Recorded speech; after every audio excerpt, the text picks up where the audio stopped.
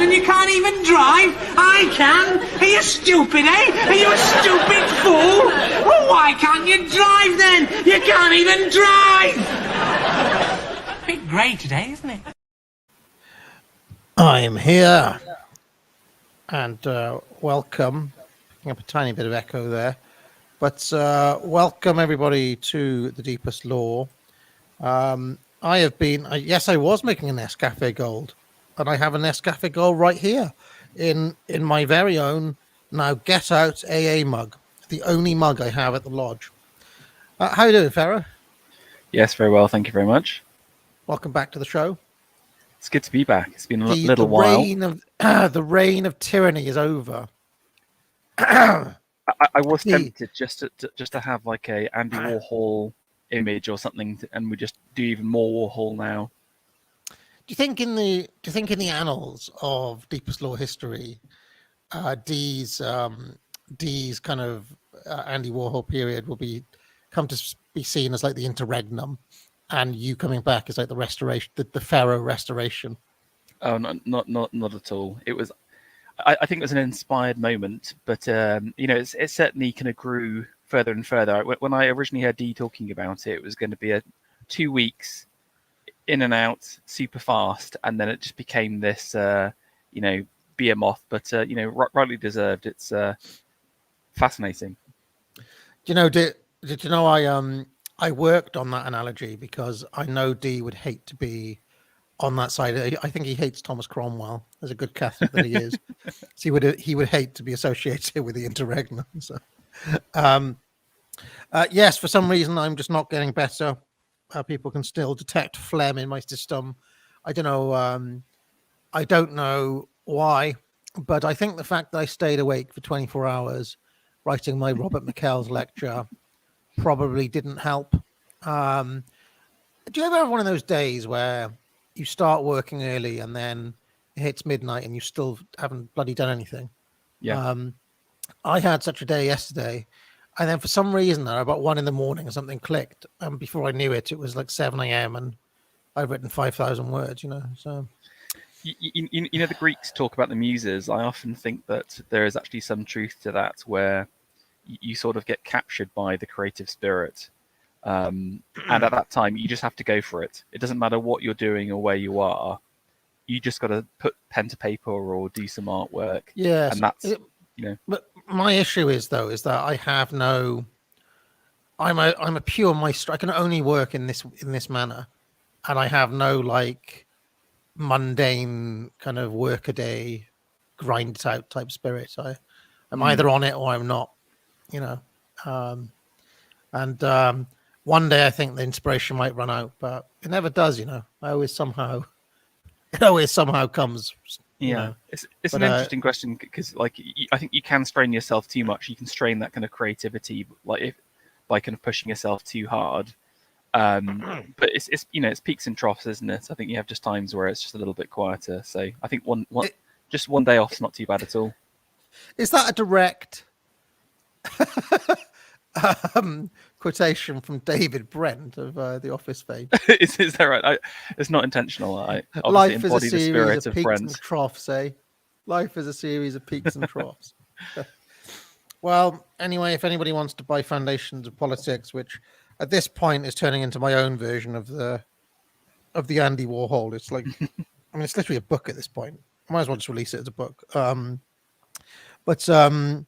Yes, if you want to pick that up, the sale is still on. The sale is going to stop at December the 1st, and I'm going to have to renege on my promise of keeping it going until it comes out because it's just taking too long. But anyway, autumn 25, we'll still get your money off that. And all of the other courses. There could be a Foundations of Physics coming. from somebody as well. And yes, like and subscribe, buy a mug, join the channel, blah blah blah. But the most important thing is that it's the deepest law, and Pharaoh has prepared a presentation on the press and public relations. Now, just before we get into this, why do you think this is important, Pharaoh, for people to care about? Well, the whole idea for this came about from various Twitter discussions where, that there are certain groups who I shall not name that would just readily accept what the papers say as both fact and also good. And I think there's a lack of skepticism in terms of the media as this place of truth. It's increasingly becoming apparent that the papers are not only nodes of lies, but they are happy to use any tactics to further their master's objectives. So it's a very poignant time to look at this and to understand, how does press and PR work? How does the government, work hand in fist with the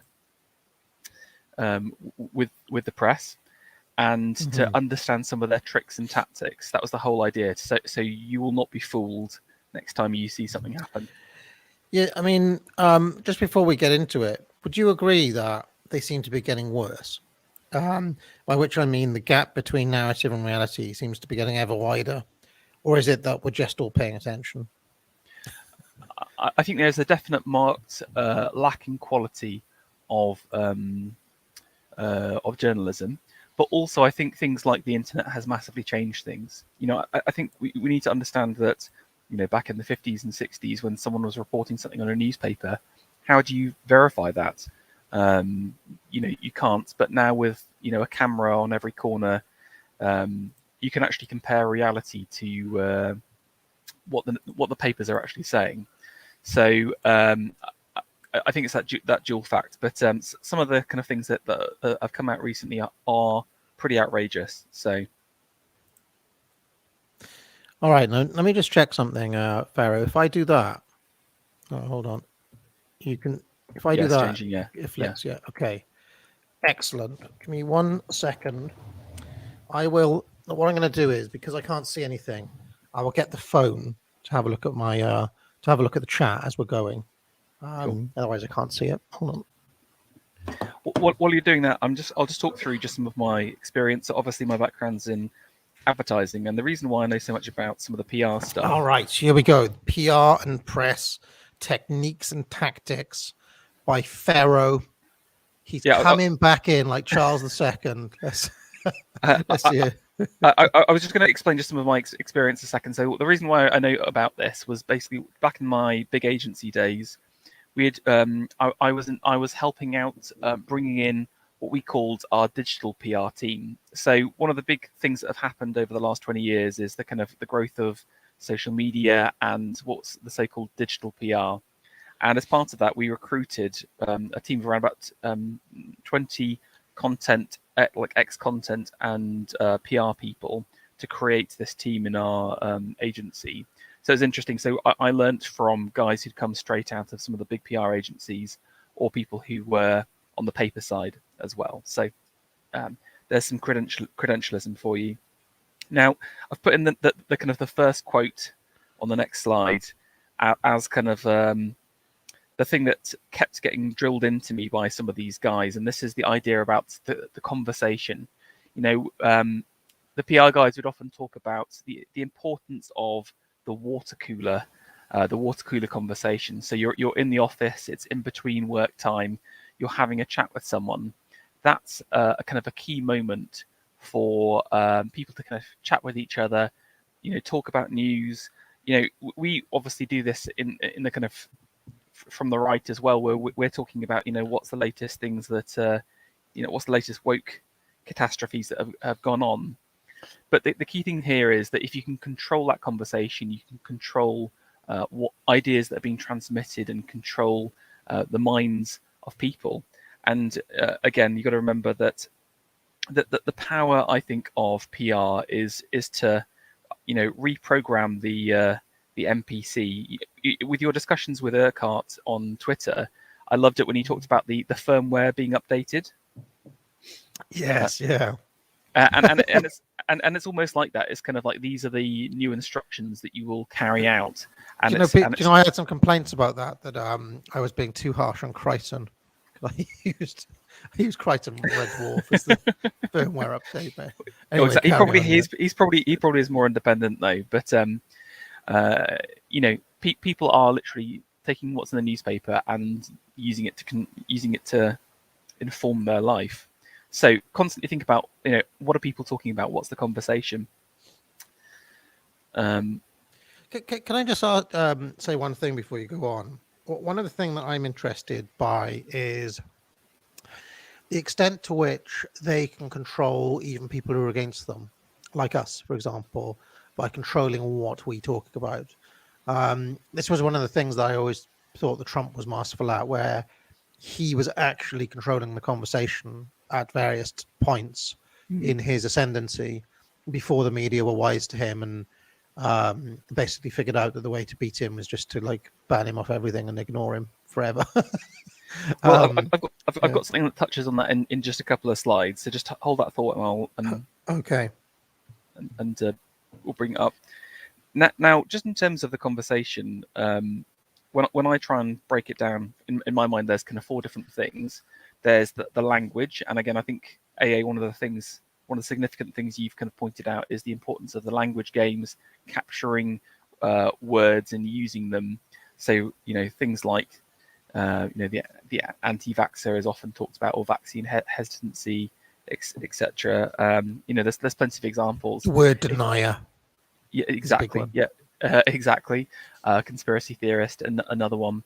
If you can, if you're the person in control of the lexicon, it gives you a huge advantage in terms of how people think about things and how people talk about it, because you can already frame stuff just using the words people talk about.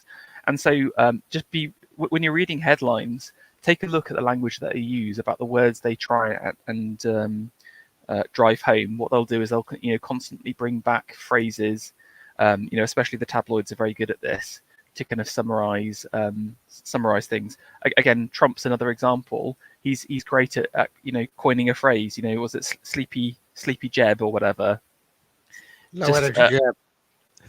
Yeah, exactly. It's something that it's like a great catchphrase, something that people can easily remember, and then it's a whole load of Trump fans regurgitating what Trump's saying.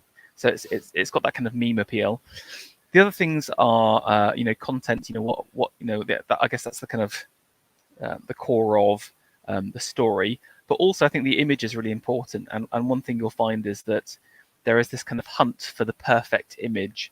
So do you remember a while ago there was like an immigrant that drowned or whatever, and I think it was the boy. There was a picture of the boy face up in the river. And that sort of went viral, and everyone was sharing it. That's part of the kind of PR machine. They tried to do it recently. There was that overturned and capsized dinghy. There was this picture of the kind of inflatable dinghy flipped over. They were trying to push that, but again, it loses its power. I've talked about pro wrestling so much. This is something that I think Vince McMahon has talked about, or it's certainly part of his thinking, where he wants to create postcard moments where you can remember specific events in, let's say, WrestleMania, for example. It could be the Macho Man Randy Savage with Liz on his shoulder, or the image of Andre the Giant and Hulk Hogan going nose to nose, or I don't know. So you create this iconography. It's very, and the mainstream media or the myth makers who control people's minds are very good at giving us these kind of postcards. And it works in really subtle ways. So if I mention the Great Depression for you, to you, for example, there are very specific images. There's one image, The very people famous in one the, of in the a Dole queue, isn't it? Yeah. yeah. So that's one in the Dole queue. There's one where it's like a close up of this woman's face, and she's kind of like you can Yeah. see the. That's another very famous one, and so certain images come to stand in for a whole event. That there's if I say civil rights, you immediately have a flash of Martin Luther King giving a speech, but Bob Dylan, in that square in Washington there, with all of the people, and he's singing "Blowing in the Wind" or whatever. So you have a like very definite iconography that then comes to stand in for, Tiananmen Square is another image they love. The one man Yeah. standing in front of the tank. Exactly. Yeah. And many others. There's one. There's iconography around Nelson Mandela as well. That was big around 1991. I seem to recall that it's like if you go to South Africa, that's still everywhere. That particular image. Like he's holding his fist and. Yeah. Anyway, exactly. carry on. Yeah. And then the last thing is the people. And again, it's both people in a positive and negative sense. They love to have like a rogues gallery of people, just almost like we do in our community. Like you again. Sorry to keep bringing up Urquhart. I'm sorry for bringing him up, but you kind of mentioned that he's the first, reply guy who's become actually celebrity. I'm not claiming it for me. Yeah. That was after Count Dankula sent him mainstream, basically. Because Exactly. I think but I will admit there are elements of this. Again, a lot of my thinking comes out of pro wrestling, but of course Vincent McMahon was taking it from like mainstream marketing basically and applying it. His genius was taking these existing things and applying it to pro wrestling. I would say the personalization of evil, the vilification of specific individuals, so that Yes, exactly. Yeah. so that like Joe McCarthy, for example, is a vilified man in history, who comes to stand in for any moral panic, basically an irrational, mad moral panic. There's commies under the bed, these are the sorts of things that the mainstream media have perpetuated. Yeah, exactly. And even the the mid-century Germans or whatever is the classic example. Everything reduces down to kind of shouting out the villain. And then there's also heroes and the kind of heroic iconography. The classic ones today would be Fauci, for example, held up as some kind of almost like demigod level sage figure. But you need that pantheon of people. You need the good and the bad to create the narrative. People wouldn't believe if it was all good people. Yeah, and I'm always interested by some of the ways in which the US pantheon and the UK pantheon are some slightly different, right? So Fauci doesn't exist in the UK pantheon. He's like a US only figure, right? In the way that they spin these things. But the UK pantheon's got, I don't know, like Princess Diana, Princess of Our Hearts. She was a huge icon, I don't know, like Whitty would be the equivalent. Yeah, Chris Whitty. There are examples of when it goes slightly wrong. So, for example, any attempt to spin Meghan Markle as a hero figure seems like the public haven't really taken her. So she's kind of like, it's a failed attempt. She's probably more in the US pantheon now after she was part of the Americans don't see any kind of bad side, I think, as much as we do. But you're right, and I think a part of maintaining a narrative is that all of these have to be controlled and to be pristine. Because once you, for example, with the images, if you say something and then an image counters that, then the narrative starts to break down. Or with the people, if you say someone is good and they're kind of outed as actually not being good, then again the narrative starts to break down. So all of these things must be reinforced and controlled constantly around a specific narrative. So these are almost the attack points if you want to take down that narrative. Yeah, and there's a really good book by Samuel T. Francis that I've been reading recently called Shots Fired, where he talks about the way in which modern secular liberal canonization takes place. And he was talking about how, and don't forget, he was writing in like the 90s here, but he has one essay on Martin Luther King Day as one of the holidays. And he was noticing how none of the other holidays in America come packaged with with literally a week full of HBO documentaries and PBS documentaries, and so like MLK is a hyper canonized like modern saint, whereas you don't get like long documentaries on George Washington or Christopher Columbus, or and if you did, they'd probably be vilified these days. I mean, these days definitely. I mean, I even saw this thing where the women's march apologized for $14.92. Yeah, I saw that. It's hilarious. Yeah. Ridiculous. Yeah. But just on the Washington thing, there was a time where he was brought up and part of the kind of positive pantheon. But so you need to understand that there are competing narratives going on with different sets of figures and different messages constantly fighting, and the one where Washington was a positive figure has then been usurped, where MLK is the real king. Well, there's a slightly different thing they talk about in TV land, which I'm also quite interested in, which is the family of faces. You heard of this concept? No. Like, because I ate many of these things in my own thinking. Like, I have a family of faces on this channel. You're one of the family of faces, Pharaoh. And the television land loves the idea of the family of faces. And this is like your like Colbert, your friendly, what's that guy's name? Bill Mayer, all the guys with the chat shows. This is your like TV family of faces. Obviously each channel has their own like family of faces, but you could say the Cathedral has like a convergent, in like I don't know, for years Bruce Forsyth was one of the family of faces, for example, on British TV. Cuddly, kind of take him into your home. Anyway, carry on. Yeah, Philip Schofield, exactly. Philip Schofield, I watched him as a kid, and he's still on TV now. Oh, he's like a rich tea biscuit or something.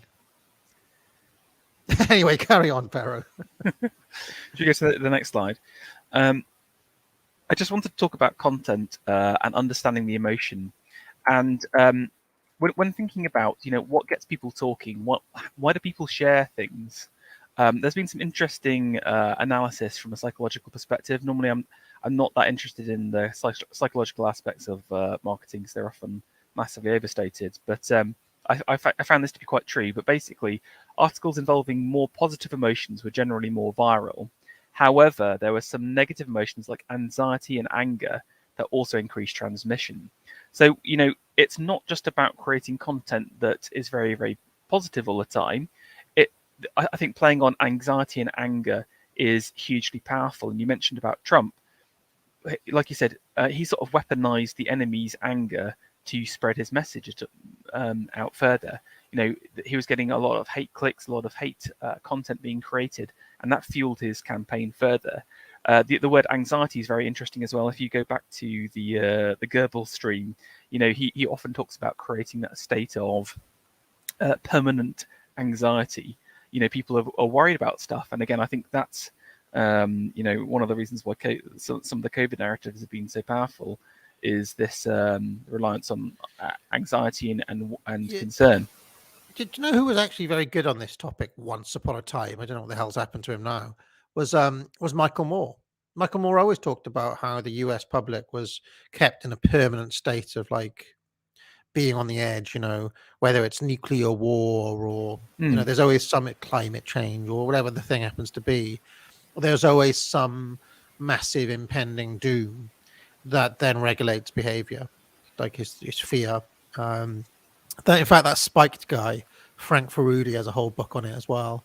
And I was watching a stream yesterday, actually, on The Power of Nightmares by Adam Curtis,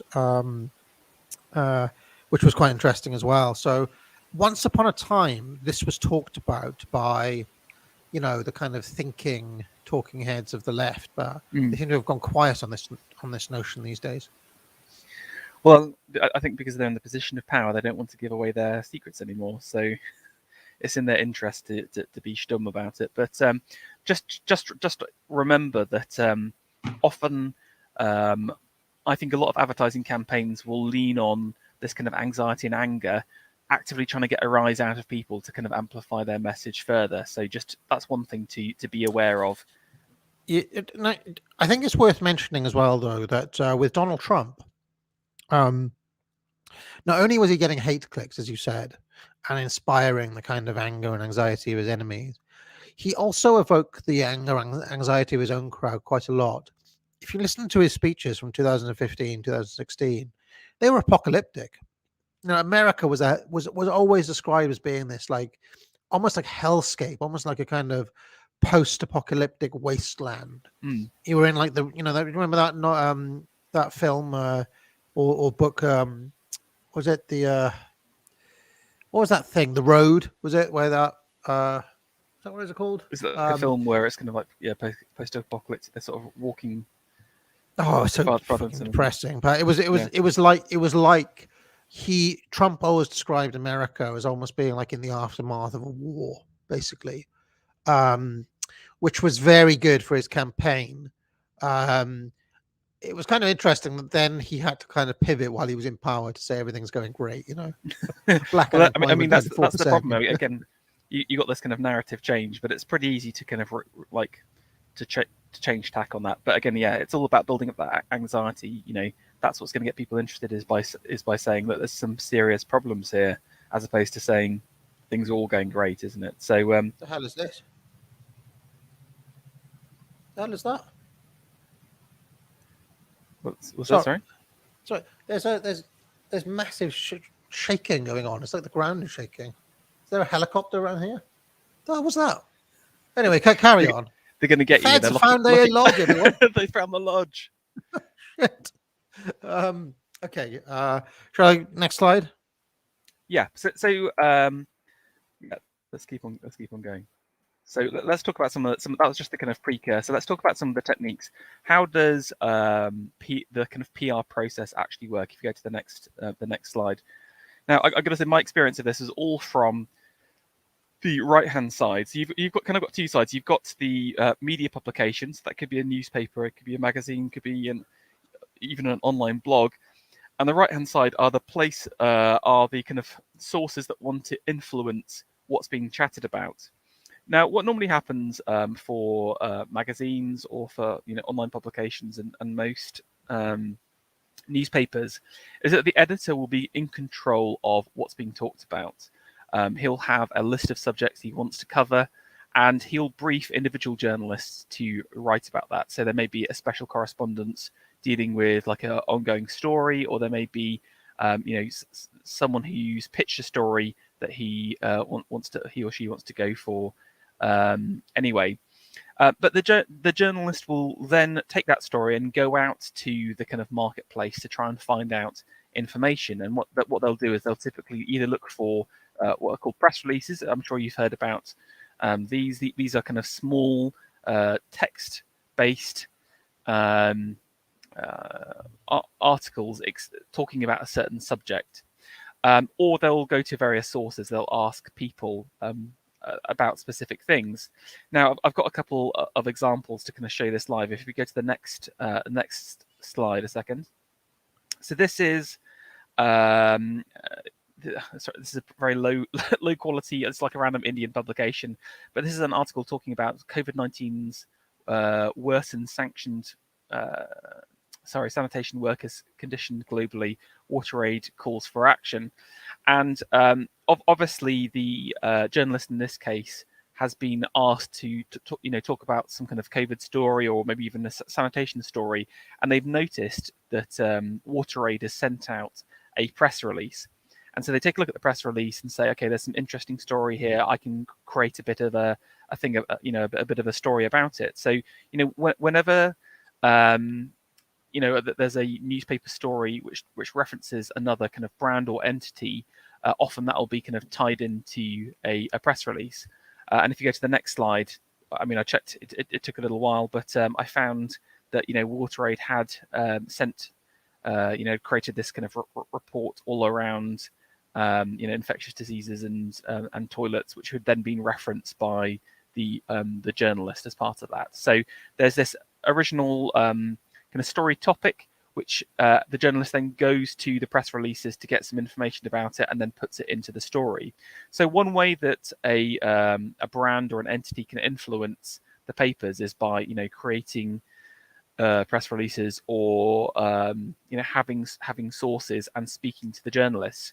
Now, I guess the key thing here is having access to the certain level of journalists, and often one of the reasons why you pay a PR a lot of money is that they will typically have a black book with journalist names. They'll have email addresses. They'll have contacts with people where they're able to send out these press releases. I think Alexander Adams, because of all of his editorial work, is on like the press release for a number of institutions, and he'll get regularly emailed directly information about various bits that go up, and then he can think about writing a story.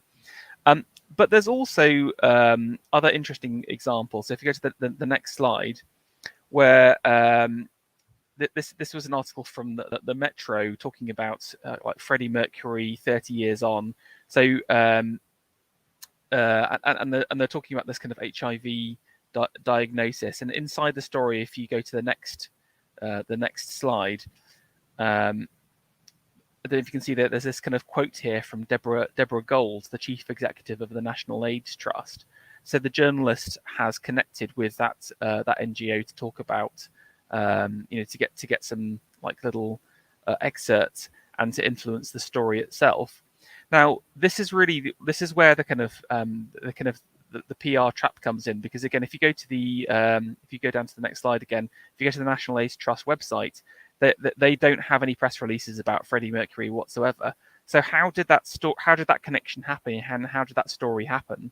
Well, so if you go to the slide after this, what you find is instead of the editor kind of telling the journalist what to do, the PR will be influencing and trying to push a certain story. And so in this case, whoever's doing the press for whatever that HIV, the National AIDS Trust, will know that journalist probably, and basically say, hey, it's the 30th anniversary of Freddie's death.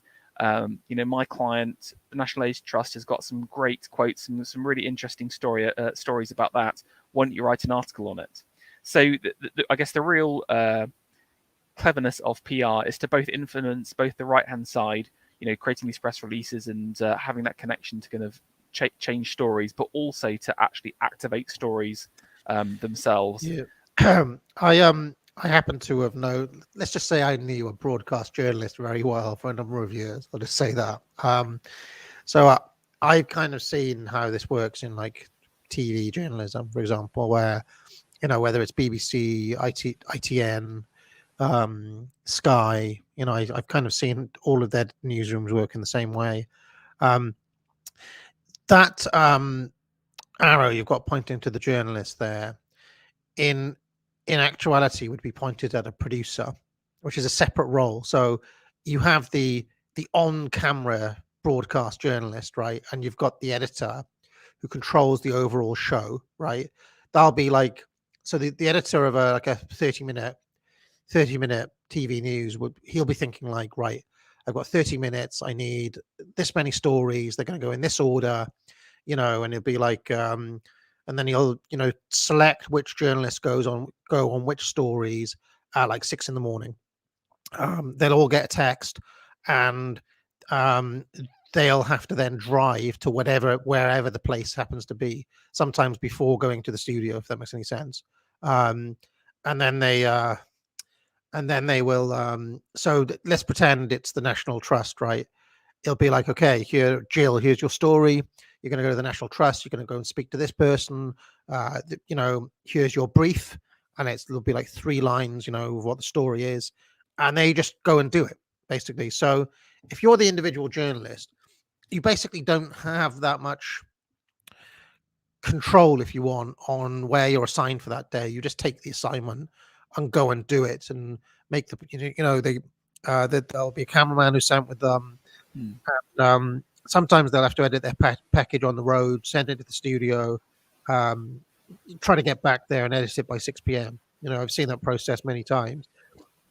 So it's actually there'll be a producer running each of the segments on the show, and each of those producers then report into the editor. So I'm just saying, in newspaper land it may work like this, but in TV land, there's you just got that extra layer, Yeah. which actually makes it weirdly more centralized, if you think about it. Exactly. And again, you got to think back to Bernay's description of the invisible dictators. There is someone with a particular political ideology who is in control of everything. You always have to ask the question, who is that person and what do they think? And again, here's the other question: has there ever been a time where journalists have not have been totally politics free? If that makes sense. We often talk about the free press, and again, that's something you've been picking up recently, which I find is really interesting.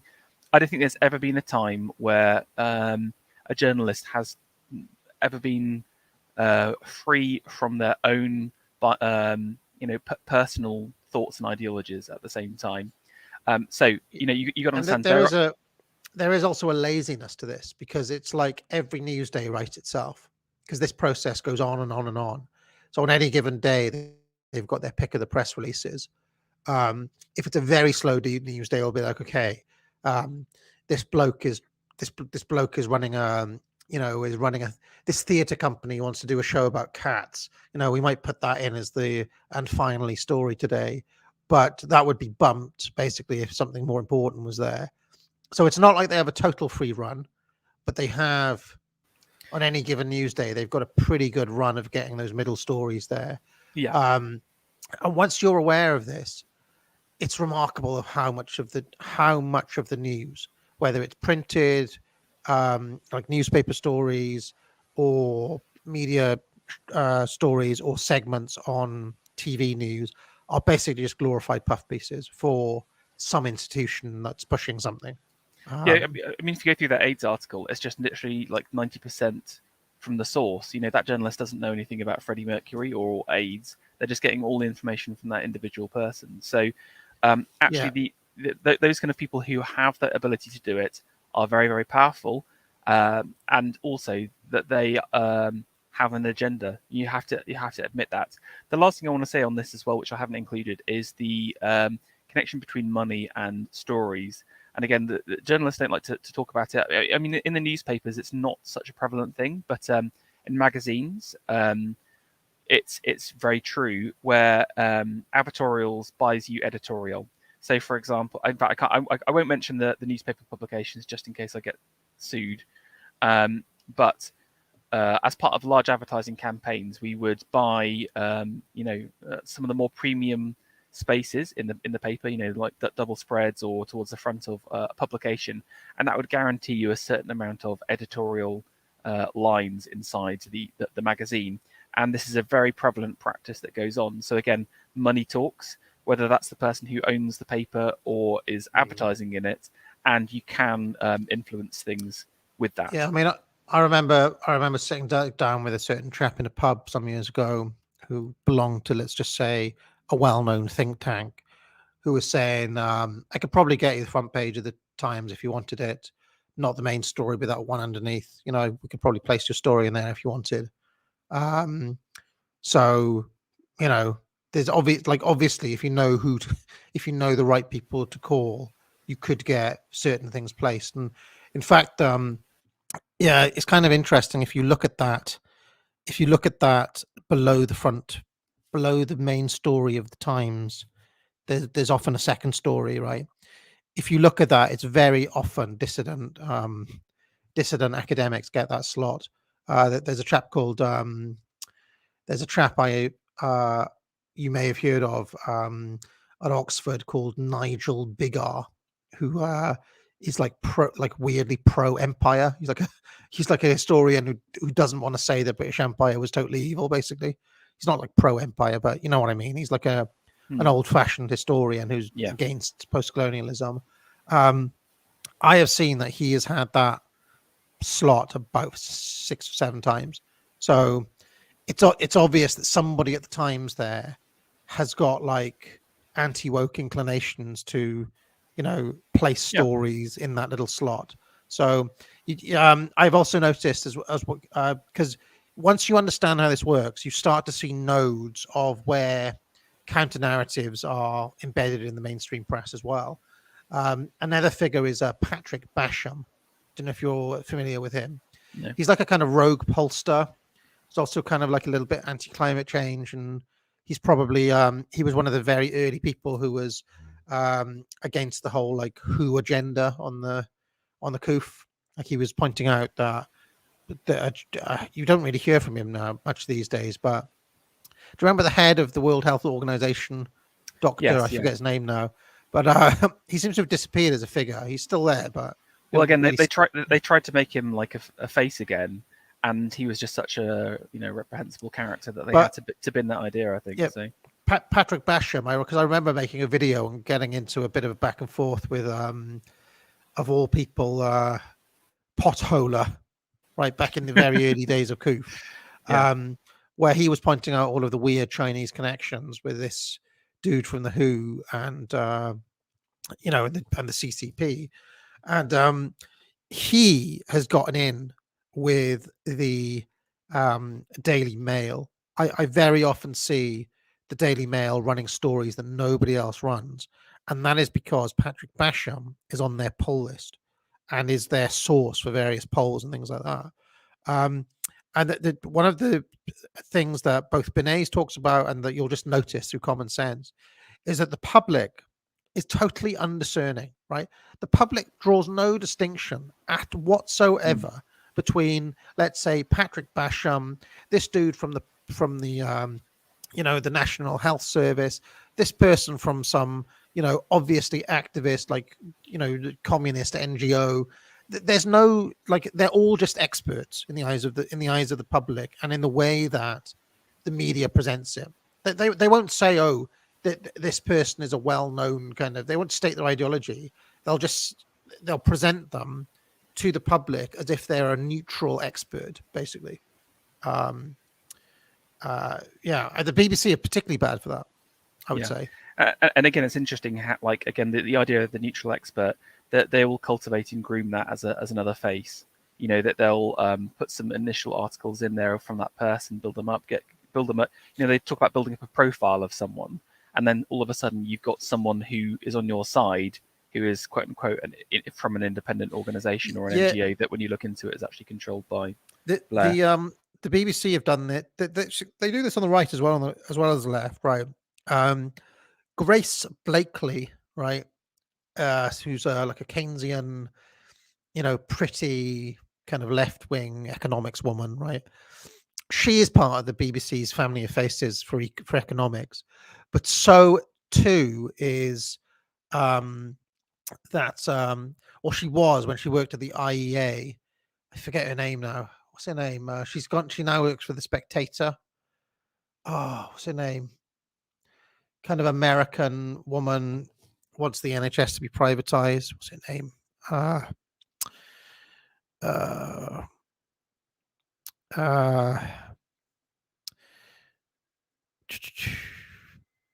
forget her name. You know the one I'm talking about, right?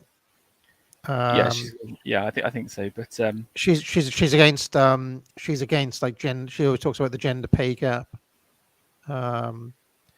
Anyway, she's also part of the she's also Kate Andrews. That's it, Kate Andrews. That's what I was looking for. She is also part of that family of like trusted experts, as well as Grace Blakely. The fact that they're on polar opposite ends of the ideological spectrum when it comes to economics is of no interest to or is not registered by Johnny Pleb, right? Exactly, yeah. Or in fact, if anything, what you can then do is you can sort of capture both sides of the spectrum. Do you see what I'm saying? So someone who's got more of a Keynesian lilt compared to someone with more of an Austrian lilt. If you control the experts, you can influence both of those groups. So when they're creating these fair and balanced discussions, when it's two of their people who have the same ideology, they can again decide what's beyond the pale. Again, if that makes sense. Yeah, I mean, but they'll do very sneaky things. Like they'll say, in the name of fair and balanced, it'll be like, right, we've got a Labour person, we've got a Tory person, and now we've got the independent neutral expert, Grace Blakely. It's like, exactly. Anyway, carry on. Okay, if you go to the next slide, I just wanted to mention around how some of the stories work, and there's kind of three major types that I was told about. I mean, I'm sure that someone like Oren would know more.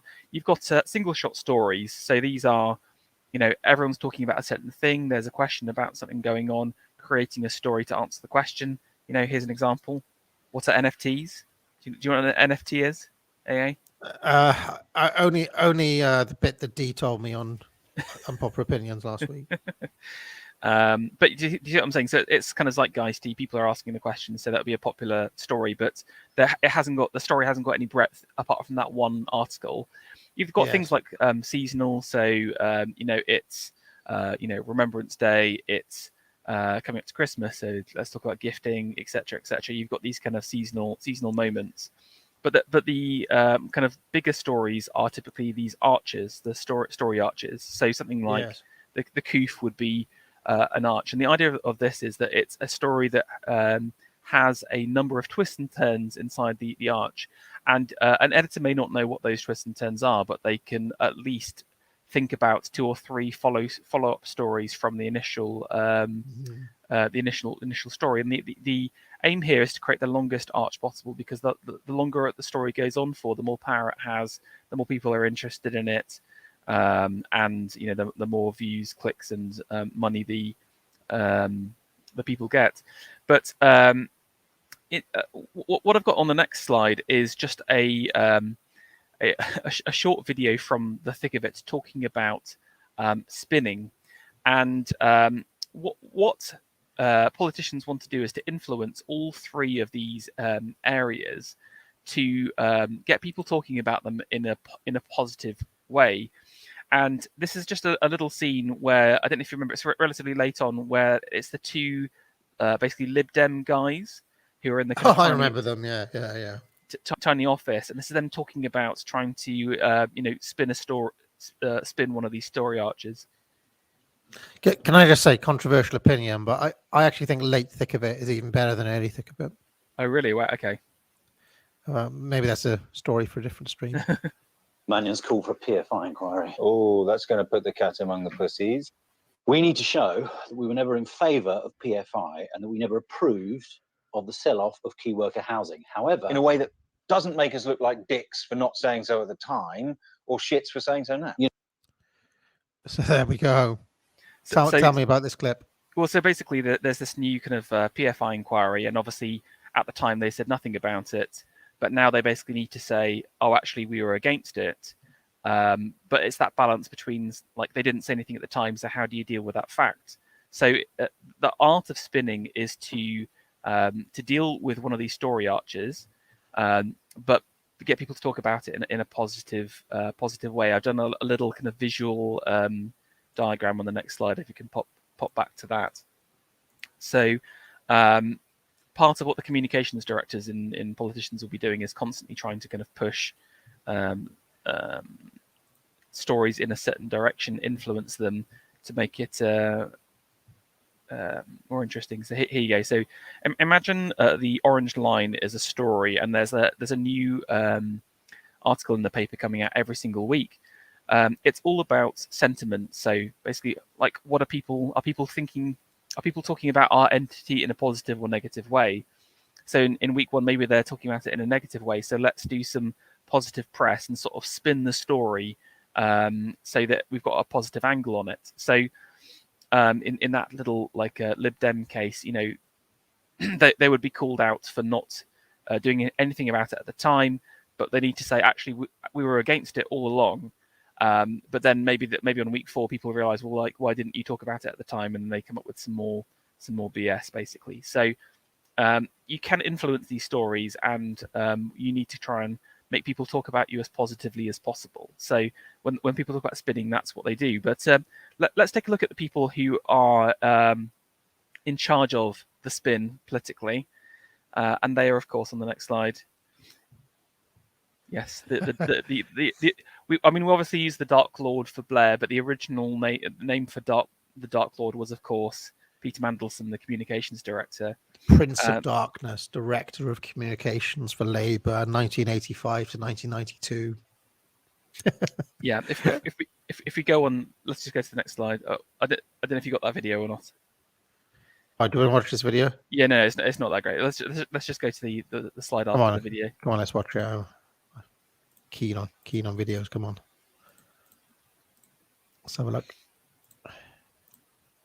In the interest of completeness, on page 235 of your witness statement, you describe yourself as the human router in government. Can you explain what you meant by that? This guy is. This is what I mean. Late Thickovic is the best Thickovic in my opinion. He's a really good character. Yeah. I'm a router in the sense that I control the governmental informational ingestion and egestion process. Just to clarify, your job is to make sure that the public perception of your government's program is a positive one. Is that fair? It's not about perception. Now, I believe in. Did they deliberately make him look a bit like James Whale? Looks quite a lot like James Whale, in my opinion. Government as a transceiver. Transceiver. Yeah, it's really important. Yeah, sure, to give out a strong signal, but to be effective, you've got to listen for an echo. I put it in mainly for the wankery of it, but there's also a truth to that where, again, you can't just constantly put out this positive message and not listen to what people are talking about. The best spin comes from taking smaller conversations and amplifying them. So if there is a faction within a group that's talking about you positively, trying to amplify you as much as possible. But in each of the political parties, there are these communication directors, and their job is to, make people talk about your political party as positively as possible. So again, people who say that politicians aren't influencing the press, they outwardly say themselves that they have a specific role and team to do that. If you go on two slides, just as a point of order, by the way. Well, here we go. You've got it here. People are saying that the communications director was Alistair Campbell. Before Campbell, Mandelson was the director of communications for Labour. He became an MP in 1992. I happen to know this because I put this in my Robert McKell's lecture, right? Where if you read McKell's, he's all about how these people on the left here, these kind of masters in skills of, like, they've got political skills, they've got organizational skills, they've got bureaucratic skills, right? You need these people in any political party, but they're kind of like coolly apolitical, if that makes any sense. They're people who are there for their skills, for their technical skills, not for their like ideological vision or anything like that. And this is a huge part of political organization, according to McKell's. And the point I was making is that these people on the right, Tony Blair, Gordon Brown, Cameron, etc., are they're almost like a kind of governing elite, and the communications director is the non-governing elite, if you want to put it that way. But it's like the non-elected hidden people behind the scenes are just as important as the people in front of the camera, and they wield just as much power as well. But anyway, with the only thing is when Mandelson became an actual MP, he obviously couldn't then be the director of communications, but he was still operationally extremely important, to the extent where like Gordon Brown brought him back and made him a lord, and just to have him around basically, because he was he just made things kind of tick. But my understanding actually is that Alistair Campbell and Mandelson came to loggerheads quite a few times, and this is actually reflected in the thick of it between the Malcolm Tucker character, who's Alistair Campbell, and the who's that actor who played Inspector Grimm from the one, the guy with the moustache. I think so. In the guy in the thick of it with the moustache, with the bald head and the I forget his name now, but he was meant to be the Peter Mandelson character. So yeah. Anyway, carry on. But again, in my mind, it's no surprise that basically Blair was the one that picked up at the power of PR and communications with his connections to advertising in PR world, and what was on the front of the Sun on the day that do you remember we looked through that Tony Blair advert, and it literally had the Sun paper with on the advert itself. So he not only recognized it, he sort of advertised the fact that he was on the papers, which he had actually influenced himself. It's also interesting in my mind that both the Conservatives have continued this tradition. It's we're just living in the wake of Blair, really. But just a question for people, obviously we know Mandelson and Campbell, but and maybe Coulson, but who else do we know from the list? Boris Johnson's picks are these are very shady individuals, and I just wanted to look at Jack Doyle a little bit, just to find out a little bit more information about him. And if you go to the next slide, what's interesting is how under the radar he is. He technically has got like a Twitter profile with less than 3,000 tweets. He's deleted all of his tweets from like up to 2020. So again, he's kept all of that hidden. He's got no LinkedIn profile. All you can find out is these little tiny bios that are left, almost like these kind of ghostly messages. And again, here's a little bit about his background. Doyle was formerly a Home Affairs correspondent at the Press Association, and there he was, a lead writer at the Daily Mail. So, and then he left the role of Daily Mail's associate editor of politics to become press secretary. So this is the guy who was previously in charge of deciding what the Daily Mail are choosing for their stories. He is the invisible dictator. So it's kind of like Boris has bought out one of the dictators to his side, and obviously he can't directly influence stuff, but he knows all the people there. He's got his contacts. So, Doyle will have his men inside the Daily Mail, and it's almost like you're sort of having to buy one of the papers via your communications director. Yeah, one of the things that I was quite interested in reading Robert McCall that people may have forgotten about, that was that once upon a time the political parties in every country were quite large. He was talking about the German Social Democrats in like 1911, for example, had over 3 million members, right? Back then, every major political party ran its own newspaper. So there would have been a German Social Democrat Party newspaper that was run directly by the operatives of the party, right?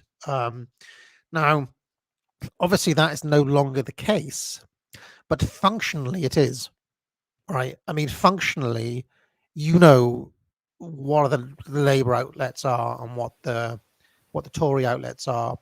And one of the masterstrokes of Tony Blair and Alistair Campbell and Peter Mandelson was effectively flipping traditionally Tory rags to their side, right? To the extent where you had the Sun endorsing Blair in 1997, which we just talked about, which is practically unheard of. But so I guess I guess that never really went away. That idea that the political party would control a newspaper.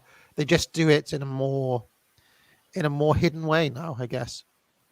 Yeah, exactly. And more worryingly for me is you can see there's reference to James Slack, the person who Doyle took over from. He used to be part of the Daily Mail, but then he left, become deputy editor of the Sun. So I wonder about the tenure of James Slack. You know, is he still on retainer from the Conservative Party as editor? You know, we'll never know.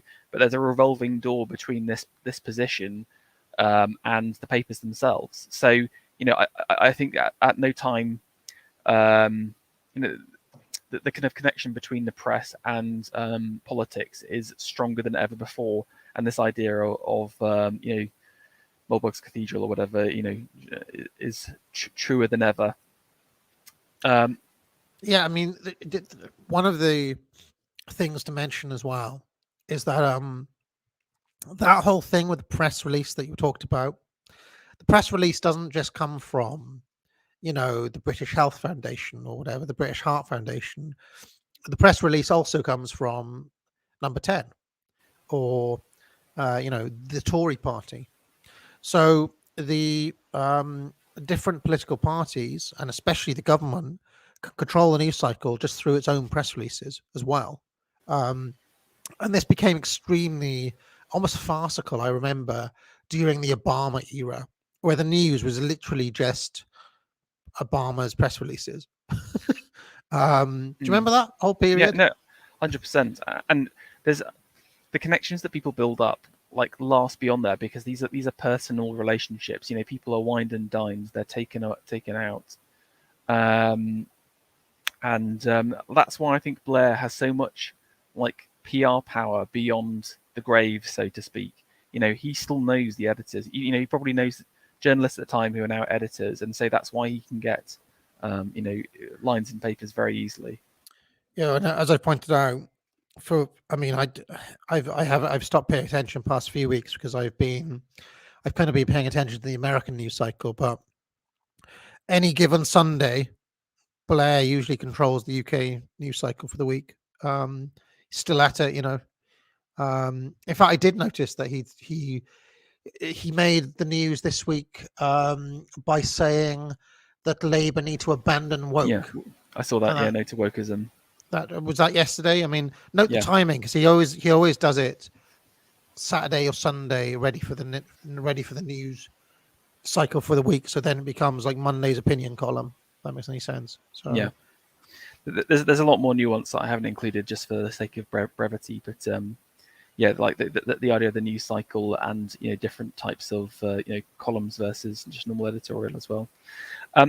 Let's keep on cracking on. So that's just how things work. What I've also included is some tactics that people use. So again, when we're talking about you know, politicians influencing the press, there was a lot of skepticism about the ability to do that, and again, the trustworthiness of the papers. And I just wanted to challenge people a little bit who were skeptical. And on the next slide, I've gone in and I've dug through the Leveson report, which obviously looked into the collusion, to a number of things, but basically the relationship between the press and the police in the time. But there's one interesting chapter in it where they talk about some of the tactics and some of the kind of relationships that the press and the police have. And obviously, if it's true for the police, it's true for politicians as well, if not more so. And, you know, here are some of the things that go on that Leveson pointed out are an issue right now. So tip-offs, involvement in operations, off-the-record briefings, leaks, hospitality, media employment, and corruption, etc. And in my mind, this is just the tip of the iceberg. So I've got some details of each one of these tactics as other ways of, these are kind of like the dark paths. Well, like, I mean, it's already pretty dark. Some of the techniques we talked about beforehand through press releases, etc., and the relationships people have. But these are the really, like, basically illegal ways that people influence the media. So there's two things here. First, I hope Lord Urquhart watches this to have his, you know, oh, I've got the realist. You've never worked in the real world. You don't know how the real world works. It's all just, you know, a bottom-up process. You fucking idiot. The second thing is Maka in the chat is saying, loving the new merchandise AA. The T-shirt and the coffee mug has been a huge hit with Mrs. I don't have a T-shirt. So this is fake news. I don't have. There's no AA T-shirt. So you've been getting so, black you know what it is? market. Yeah, AA someone's merch. flogging. It's, you know what it is? It's de-flogging it on the side. So let's have a look at the tip-off. Right, this is the tip-off. So this is a classic Daily Mail story that you'll see all the time. This is Tanya Bardsley suffers wardrobe malfunction as a dress slips off just while heading home at an event. Now, here's a question for you, AA. Has your wife ever had a wardrobe malfunction ever, and let alone in public? And No, yeah. this has literally never happened in the history of the world. Exactly, and basically, these celebrities, you know, I don't know who this woman is. I guess she's trying to be, you know, has got a PR team. They will arrange with the journalist. You know, did this mark? So basically, if you look at the shot, the photographer is right in front of the car, right at the correct time. So just imagine you're coming home for an event. The photographer has to be there at exactly the right time. You know, it's obviously laughable to say that this is a bottom-up event. This has been pre-arranged between the PR and the newspaper. It's just emergent phenomena, Pharaoh. just I mean, maybe if there are journalists on every single corner, that could be true. But you've got to think the realistic chances of this happening are minuscule. Especially, you know, that just look at the setup. She's not even wearing a seatbelt, so I'm pretty sure the car's not even moving at this time, etc. You know, it's all fake. My all-time favorite one of these involved Les Dennis. Go on. Where Les Dennis was caught trying to seed a story like this into the press. Like I can't remember the exact details now, but it was when Les Dennis was at a low ebb before Ricky Gervais kind of saved him, you know. So yes. Shall we continue?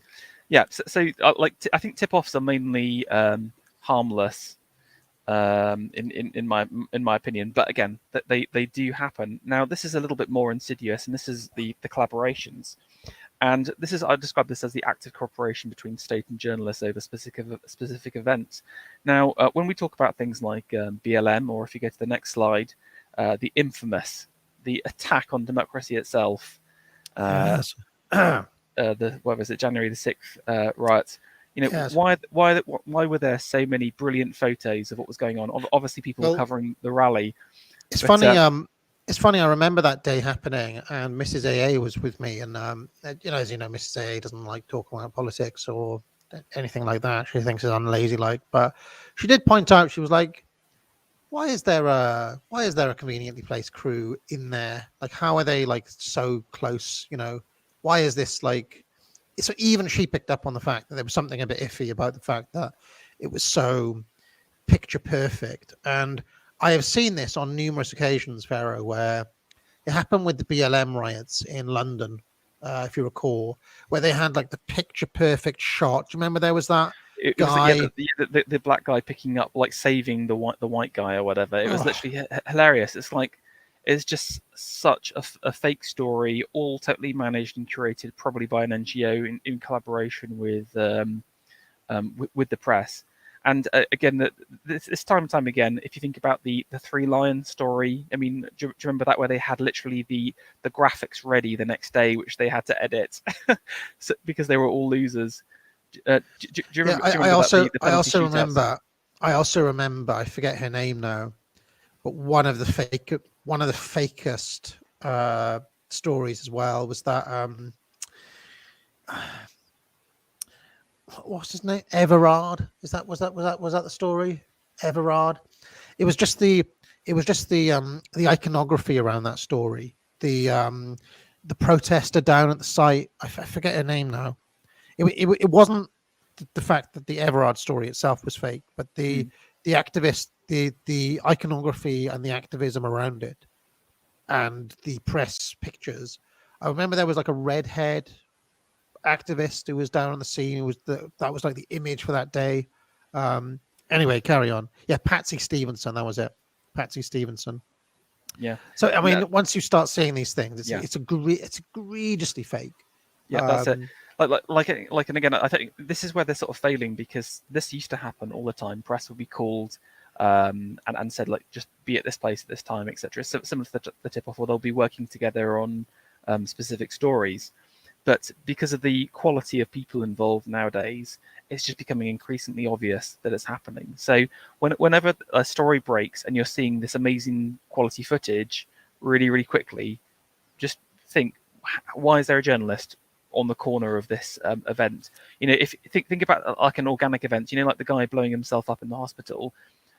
It takes like hours and hours for people to have an idea of what's going on, for footage to turn up, etc. In an organic story. So if it's like less than half an hour, you know that it's lies. Pharaoh, I wanted to make a video called "How to Spot That a Protest Has Been AstroTurfed by NGOs." Right. I'm wondering if I could co-opt or enlist your aid for the making of that video. I think you'd have extraordinary insights on what to look out for. I mean, there are some really obvious things, like the signs are in English. If it's in a foreign country, the BBC is beaming images around the world within seconds. You know, the signs are very well made. You know, they look Yep. well made. Yep. You know, in this country, the Socialist Workers' Party is another thing to look out for. They tend to be at these things because they print out all the placards and they put them in strategic places, just so that anybody turning up to the protest can pick one up, basically. So, I mean, these are all like tactics that are used, but it would be one of the things I'd be interested to do is to look back at things like the Arab Spring and protests in Russia, you know, to really have a look to see, because, you know, 5 or 6 years ago, that would have just been a news story. And even the likes of me and you wouldn't have batted an eyelid. You'd be like, oh, yeah, you know, Putin, he's an autocrat. Yeah, obviously there are going to be, you know, people are, but you know, you look into these things and it's like, yeah, the journalist they're talking about is literally a Soros operative, you know, things like this. So yeah, that could be a little project for us. Yeah, definitely. And I guess what I want to keep reinforcing here is that the press is not free. It is not neutral. It is biased and it's controlled by people. It is not a bottom-up enterprise. It is a top-down, controlled and maintained system. Okay, should we keep on going through? I might rename this stream to target Urquhart to make sure that he watches it, because I'm going to continue. I'm going to continue picking on him, right? Not just because I hate him, because he is that is what we need to break ultimately. Like, yes. He is nominally a centre-right person. Okay, he's meant to be on our side, and yet he's still spouting this absolute bollocks in the face of the overwhelming evidence of how the world actually works. So I think I had a guest on a Cigar Stream saying that we have to break the myth of the bottom-up view of the world, the anarchistic view of the world. And I've even come to the point, Pharaoh, where the other video I want to make, and again, a lot of my time is being taken up by writing lectures at the moment, but is about the way that markets work as well. Because I'm convinced that the market doesn't really respond to consumer choice anymore, and that corporations essentially just impose products on us. I mean, the plant burgers, for example, I see absolutely no evidence that there's a public outcry for this, you know, and yet, as if by magic, it's everywhere all of a sudden. Yeah. You know, I've never seen anybody actually buy one, but yeah, that's a subject for another day as well. But just to tell you what I'm thinking about at the minute. Yeah, no, it's really interesting. You always got to remember what Ford said. You know, was it if I asked the public what they wanted, I would still be making horse and carriages or whatever it was. You know, Ford's vision for the market. Anyway, let's talk about leaking a second. So again, this is subtly different. I would describe this as the releasing of private information to create or dispel a narrative. And again, this is the politicians love love a bit of leaking. So here we go. Not on the next slide. So this is just an example. Breaking 10 Conservative politicians funneled companies through PPE VIP lane. I mean, this happens all the time with the civil service. The civil service is obviously a fully captured left-wing organisation, filled with midwits and evil leftists, essentially. And they are constantly working to undermine any form of based government.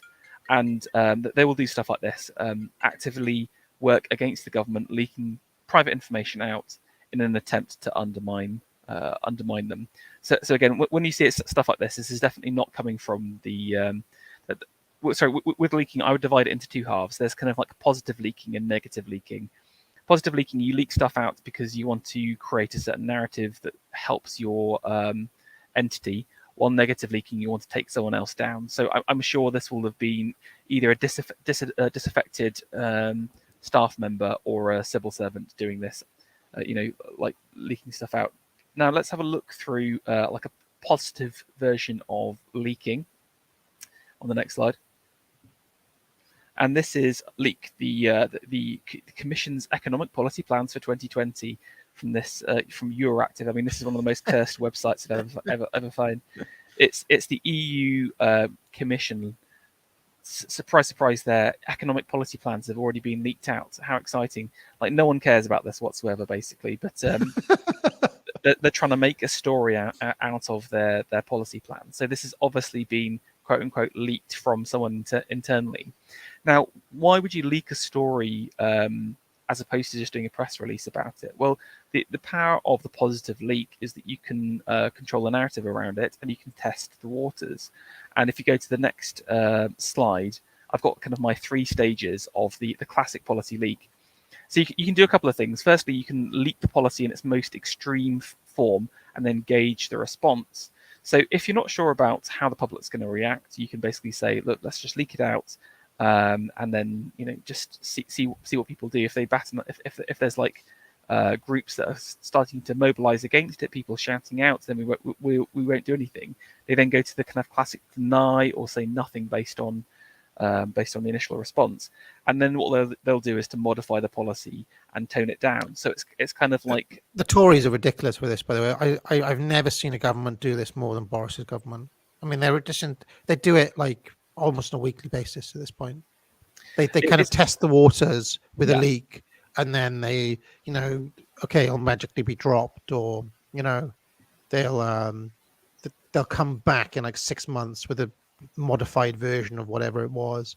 The most egregious case of it was the online harms bill, which I don't know if you remember. It went away, and then they tried to like smuggle it back when that MP was murdered. Oh, it's pathetic. It really is. Anyway, carry on. Yeah, you could do that as a little case study, because that's again, it was something they wanted to push. It was totally unrelated to the murder. It's just pure Machiavellian, policy pushing, and pushing it for evil, basically.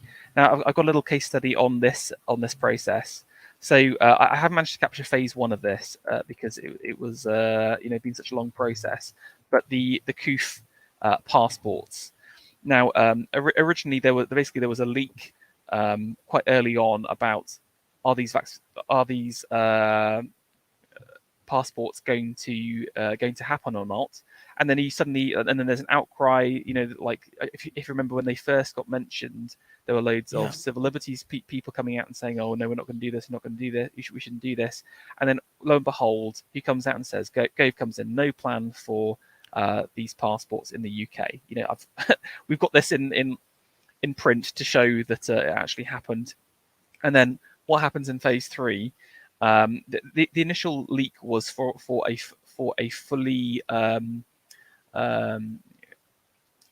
all aspects of life were controlled by the passports.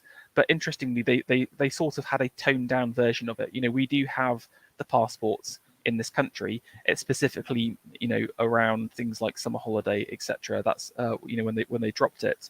So they kind of modified their initial leak to something a bit more palatable. you know, or Yeah, something that would be what's be it mentioned. called? Selling past the. You want to try to like. I mean, Donald Trump did it a lot as well, where you kind of you set what you like. You you you you basically float the idea of something way beyond the pale, and then the toned down version of it is still basically way beyond what the Overton window was originally. But Exactly. Yeah.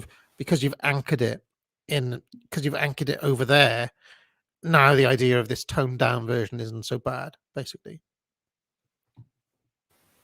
Yeah. Exactly. And this goes on constantly, like you said. So whenever you hear about a leak, try and ask yourself: is it a positive or a negative one? You know, who is the person that's going to gain from that article going live? That's the real question. And if it is a positive one, expect some follow-up points afterwards. Okay. Next. Can I just say it's usually really obvious who Yeah. is behind the story, though, right? Yeah. Because if it's a Labour attack, it will come with Labour criticism as part of the bloody story. I mean, the media is not that subtle a lot of the time. It's like, like the headline will literally be, Johnson criticised by Starmer for whatever it is, So, anyways, gifts and hospitality. Yeah, just another thing mentioned on Leveson. I mean, there isn't much information about it, and again, I can only talk about it anecdotally. But my agency invested large amounts of money and time cultivating relationships with journalists. I can't really say much more than that. I mean, there were bribery laws brought in where you can only do gifts of a certain amount, but I can tell you this: it happens all the time. Even within the Conservatives and different lobbying groups. Do you remember when it turned out that Boris was having a holiday with the goldsmiths, or Yeah. in fact, the flat scandal where he had his flats redone by certain donors. This is basically bribery.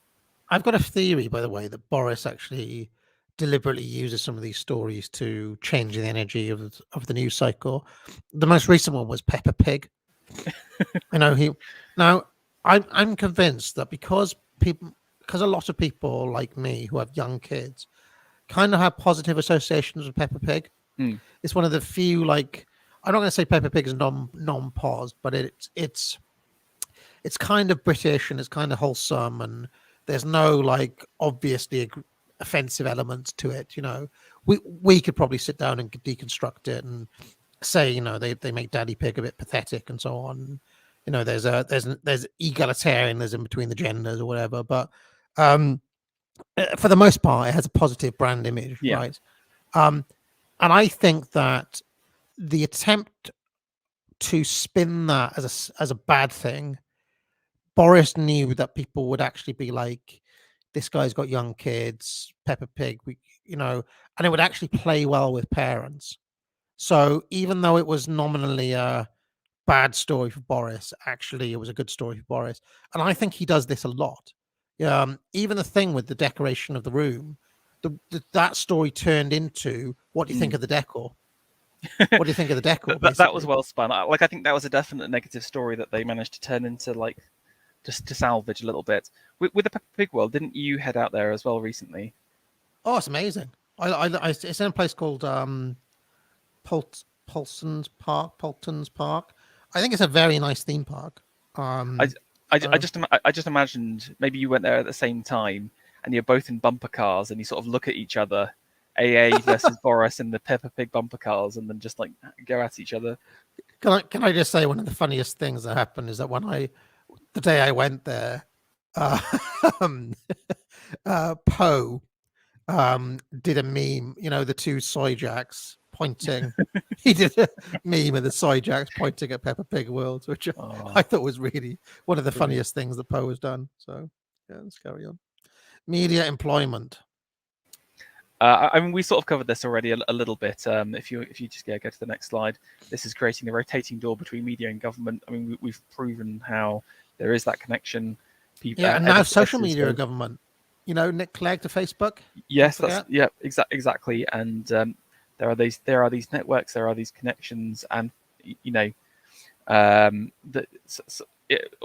that's just what we see if we look at the Tony Blair Institute and whatever the WEF. They cultivate and like build up candidates and place them in certain locations for power purposes. It's kind of like AA creating like a mini army of people and then sending them out to different institutions, that you can then access later on. Yeah, I mean, I can see someone, you mentioned the WEF, I can see someone in the chat saying, they create plans and then deny that they've ever made them. When you have a moron on the level of a Lord Urquhart, for example, he will try to argue until he's blue in the face that there's nothing sinister going on at the Davos agenda. It is competing elites who have rivalrous interest in competition, right? Simply coming together to discuss, and debate what should be done. If you go on the Davos Agenda website, they've literally got a manifesto, right? If you look at the things that they talk about, they don't actually disagree on anything substantive whatsoever, right? So they all agree, for example, that there needs to be greater global governance. You won't have a guy in there arguing that you need to stop the process of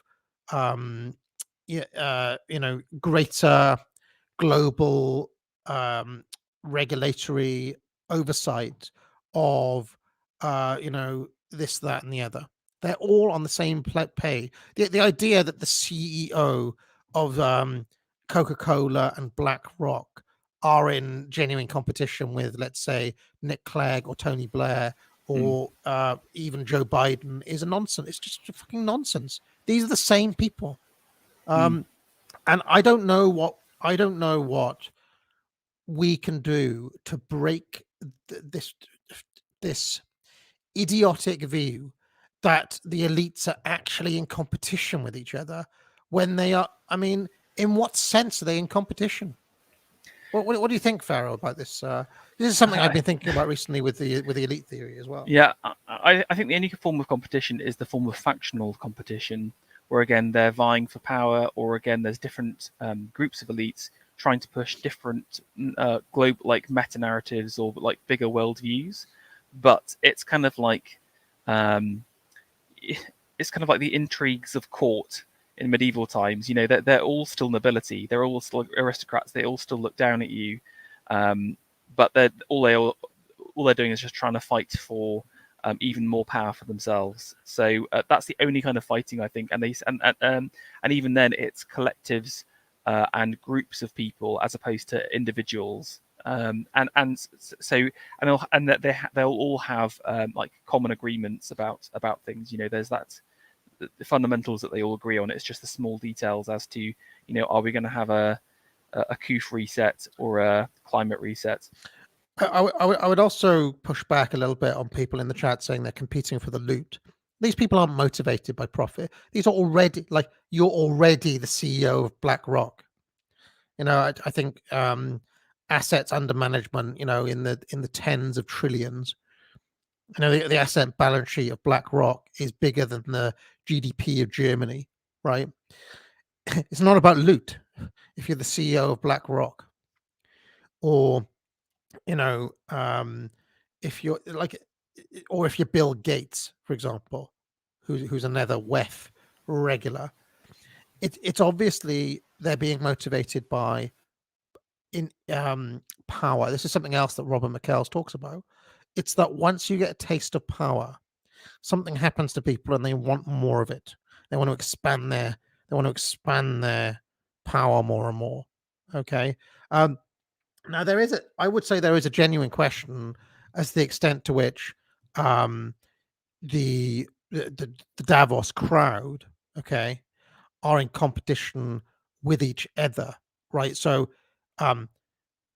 if Bill Gates expands his power and influence, is this going to somehow threaten the power and influence of the CEO of BlackRock? I would actually suggest that they are, for all intents and purposes, members of the same party.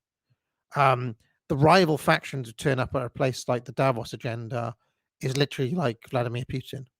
who goes Yeah. because it's the world. Yeah. Every world leader's there, so the president of Russia is going to have to turn up. Basically, this is the big counter, bit of counter evidence that's given, to prove they're not all on the same page. Mm. But there's a rival vision of the world, and it's pretty obvious who holds it. Orban, Putin, various other leaders who have a more kind of nationalist and less globalist vision, right? Donald Trump, who etc. So I am, but I'm not convinced that there's that much inter elite rivalry going on. There could be one between social media and legacy media. Yeah, the scenes. I think there are these like subtle divisions, but it's like less pronounced than you think. It's kind of like if you've ever been to a team meeting where everyone's on the same page with like the eventual goal, but you're discussing ways of accomplishing something. So it's that kind of level of agreement. You're all peers. You all work for the same organization. It's that kind of feeling, as opposed to I hate you and I don't want to hang out with you. They're not really enemies. They're kind of more like diverging viewpoints. Exactly. Well, yes. But for all intents and purposes, they belong to the same party, quote unquote, if you want to put it that way. Yes, You wouldn't yeah. say that it's like if Bill Gates gets his own way, that's really going to put the nose out of joint of the CEO of Coca-Cola and BlackRock. But at the end of the day, they want the same things, right? I don't believe that the CEO of Coca-Cola is genuinely thinking about, how is this going to affect my sales of cans of Coke? He doesn't care about the sale. I mean, he can. There's already been 1 million cans of Coke sold now, and another 1 million sold now, and another 1 million sold now, and another 1 million sold now. He doesn't have to care about sales of cans of Coke. Well, I wonder when the last CEO of Coca-Cola had to genuinely worried about that. Those supply chains are so deeply embedded in the global infrastructure that you almost see Coke probably doesn't even need a CEO. Just tick over on its own, I'd imagine. But anyway, shall we carry on? Yep. Okay, next thing, framing, something we often talk about quite a lot. I would describe this as an attempt to change the narrative of a story by talking about it in a certain way. So there is a truth that exists, but you only give a partial view into it, or you change the view or dress it in a certain way. So actually the truth is perverted. Now I've got a little test for everyone here. If you go to the next slide. Okay, so this is a recent Daily Mail story. Apologies, it's another Coof story. Sorry, I want to apologise for the algorithmic destruction of your channel, AA. But here we go. This is the headline is U.S. school teacher and mother of two, 47, dies of COVID after suing Florida hospital to be treated with ivermectin. AA, what do you think this story is about?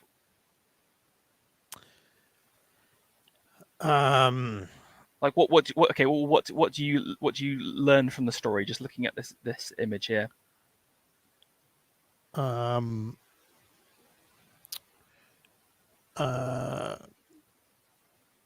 don't know. What are you talking about? Okay.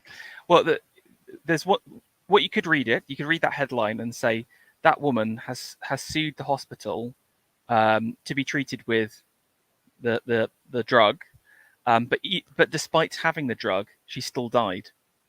Now, when you actually read into the article itself, that's not true. She sued the hospital but didn't get access to it and died.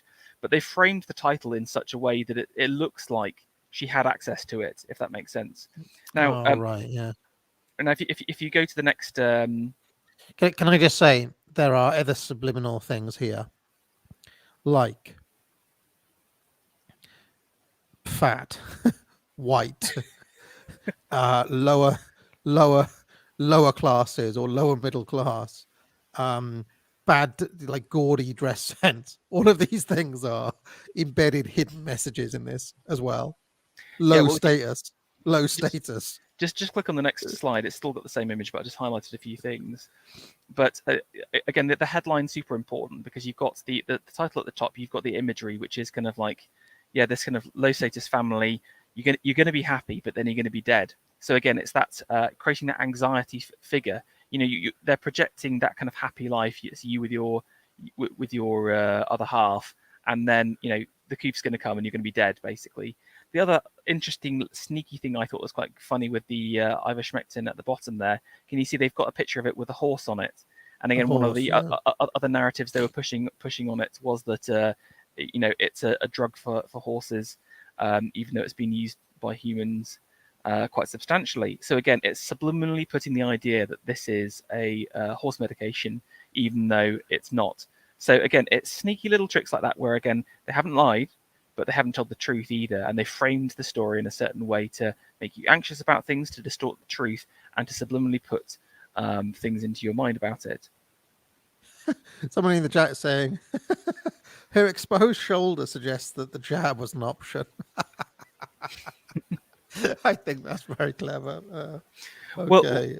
Well, again, one thing I'm very fond of doing is looking at the Daily Mail, and there's every single day there are these stories of anti-vaxxers whose last words were, "If only I had the vax," and yeah. It kind of reads a little bit like the recanting of heretics during the Catholic purges or whatever. You know, we've got this final recantation before they were burned at the stake.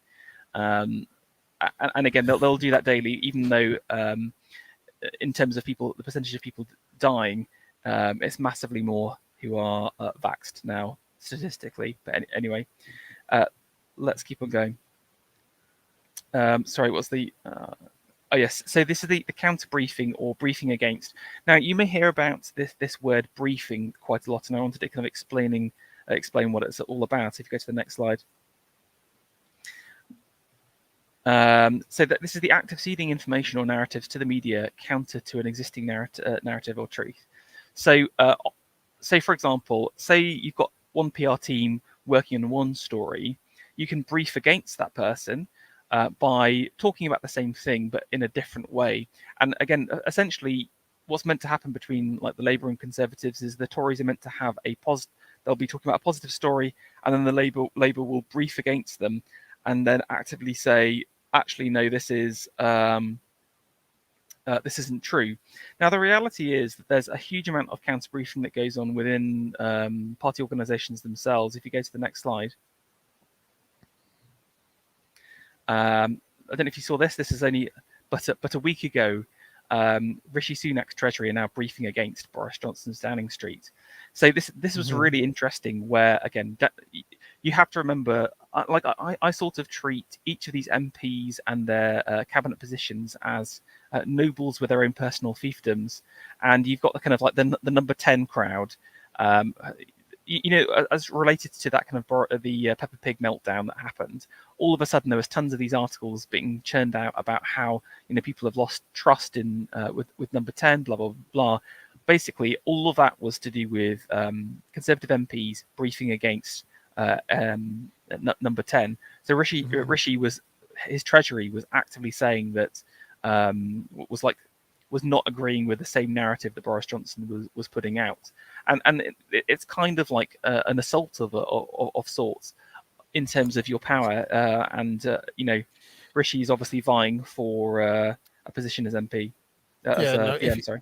If you want to see like a huge amount of this in action, if you can stand to do it, try reading the memoirs of you know, the Dark Lord, the Dark Prince, and Gordon Brown one day. You know, Tony Blair's memoirs, Peter Mandelson's The Third Man, and Gordon Brown's book.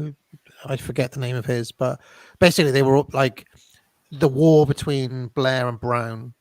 You know, between number 10 and number 11 was very well known during that whole period, and they were briefing against each other for quite a long time, because Gordon Brown wanted to be prime minister, basically, and they'd made some deal, hadn't they, that Blair would would give way at some point, and which he did eventually. but Brown wanted it to happen sooner. So there was this kind of split within New Labour, just down to the personal ambitions of the two men. Nothing like ideological, really. Yeah. Yeah. I just want to say that Raspberry Treacle in chat has said that we've now got 2 dislikes on the stream. I think both Urquhart and VP have joined and disliked the video now, so that's good to know that they've seen it now. So Yeah, I will be sure to send him a tweet after this saying I need to rename the entire stream why Lord Urquhart is a dribbling moron. So let's carry on. and just on this idea of the government attacking itself, and again, you've got these different factions within the government vying for power or certain narratives. Like the disastrous fallout of Cummings leaving Number 10 was both hilarious, but also kind of exposed some of this. And Cummings actively called out Jack Doyle, the communications director, as making a number of false accusations to the media. And again, I mean, you can believe Cummings or not here, but this has to concern you that the director of communications is fabricating stories about key members that have left the government. Now, if they're lying about their own, what else are they lying about? That they want to, constantly mess around and change truths. So again, very, very concerning. If you want to read the full thing, if you go to the next, Do you know why this is a weak story from Cummings, though? Right, What? and this is where like a football manager, you get players who have just got like a black face, like they didn't even have a picture. Jack Doyle, as far as the public is concerned, is just a blacked out face. Like you might as well, like this is just a nobody. And I even wonder if these dark figures that you've been talking about change their names to be like completely, Jack Doyle. You're never going to be able to Google that. It's just going to be like, because it's such a generic name. You know what I mean? So. Yeah. Also, look. Have you seen this? The byline is from by Daily Mail reporter. So it's probably Jack just putting it in himself, no doubt. And yeah, there you go. You can read the full response by Cummings there. It's really funny. I mean, Cummings is just such a nerd. He's such an autist. Read some of these replies. He just massively over detail. He responds on every single point about what happened, but it's quite an interesting read because again, it just shows you the information being leaked out, information being spun, lies being told. This is constantly going on behind the surface, and you cannot trust what has been put into the papers. Yeah, do you think the left are correct that Laura Kuenssberg is like a kind of Tory house pet? That Laura Kuenssberg is the Tories' like woman at the BBC. I mean that often happens, and again, they'll have built up and cultivated relationships with her, and she'll get invites to certain places, or dined out, or have physical relationships as well. That often happens. Physical. There's an. I disavow it. If Laura Kuenssberg's lawyers are watching, I disavow any such insinuation. All I'm saying is that allegedly there is like, isn't there like a thick of it storyline where one of the press guys is having his way with someone? Anyway, it does happen. But anyway, I used to listen to a podcast with Laura Kuenssberg, Brexit podcast thing, and she has like no life of her own. She is just like 100. She is a 24/7 kind of news cycle, a creature of the news cycle, essentially. She does nothing else. So one can imagine that she would get lonely. She'd have nothing to do. It's not like beyond the realms of imagination, is it? No, exactly. So let's carry on. Oh, here we go. Yeah. And there we go. And here's another question for you. How does CCTV footage from a government building get leaked out? And the answer is by someone in the government deciding to do it. And this whole thing about the relationship and him getting sacked is merely a power play to remove him from for other reasons. Do you I mean, see what I'm this saying? was the most pathetic, old school, transparent thing I can ever recall happening. It was just like it's almost like the news has become like the faker than a kind of simulation of the news on a movie or something. It's really that bad at this point. Yeah, I remember this story. I've forgotten the guy's name now. What's his name again? What Nick not what's his Hancock, name? is it?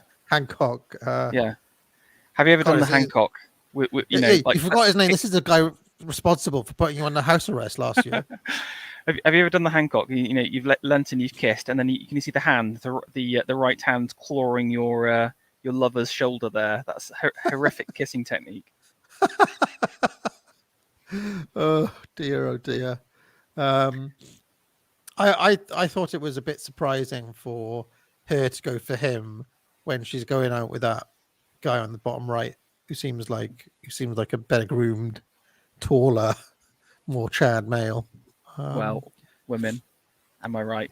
Women, Let's keep it going. Next one is Poison the Well, and there was a brilliant example of this recently. So let's go. The next slide is so to attach untruths to the orbit of a truth in an attempt to discredit it. So this is all about basically poisoning the well, so you can't trust anything anymore. And again, I think this is one of the key successes of the media. If you watch the Hyperreality documentary by Curtis again, that's a most excellent illustration of how stuff has been messed up so badly that we're constantly doubting reality itself and what is true and what is not true. The well has been normalization, yeah, exactly. Hypernormalization. There you go. Matt Hancock, that's it. Bloody hell! Isn't that amazing how quickly you forget? All right, is there a slide? Yeah. Oh, and it's this. Yes, and I wanted to bring this up because this was the heavily amplified conspiracy chart, and it's a great example how the well has been poisoned. Whenever you mention the word conspiracy, there is a whole load of truths and untruths, and I just wanted to look at. Let's just have a little dive into one section. So if you click on again, this is we're not at the anti-Semitic point of no return. Thank goodness for that. We're just before that. And you can see this woman here has obviously put a whole load of conspiracy theories and grouped them together. And at this level, you've got things like, 5G is toxic, Biden is a robot, etc. Now, if you just click on a second, I've highlighted what I think are, it's pretty obvious, are obvious truths at this time. I mean, soy boys, come on, for the phrenology is real. Just look at the soy intake. I mean, I put Antifa did January 6th. What was interesting for me about that was they didn't actually put the correct conspiracy theory, which is the FBI did Jan 6th, because it's so obviously true that they couldn't even dare put the real conspiracy theory on there. Can I just stop you at this point, Pharaoh? Please do not read out the others. I disavow it. The Academic Agent channel believes all official narratives about the 2020 US election and the ongoing global pandemic. All right, carry on. Exactly. Wear your mask as well. I will not read the rest, but they've just put hilarious stuff. I mean, I've never heard of like the ancient giant trees before, or again, like Biden is a robot. It's stuff like this where it all gets lumped together. It's possible that people could use this chart to actually find out true things. Like, I don't know what the ancient giant trees are, but imagine we went down the ancient giant trees rabbit hole and found out something. Yeah, exactly. This is how you tell the truth now. But it's really interesting how like stuff that's obviously true. Again, the horse pace that we mentioned beforehand. Again, with literally scientific research on it, for example. And anyway, I don't want to go down that too much, but I think it's just interesting how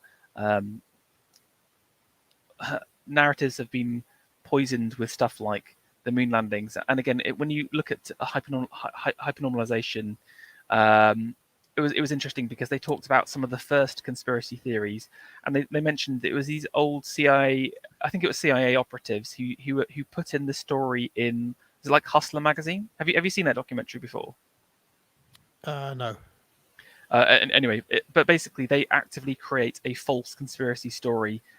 I think it's just for the laughs. Yeah, so I was wondering, like, do you think they deliberately use somebody like Simon Parkes as a node for this sort of thing?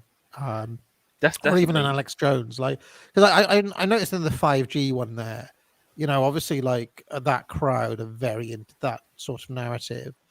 Um, I mean, it strikes me as okay, even if there's any truth to it, one thing I know for sure is that buying a USB stick from Alien Man is not going to help, right?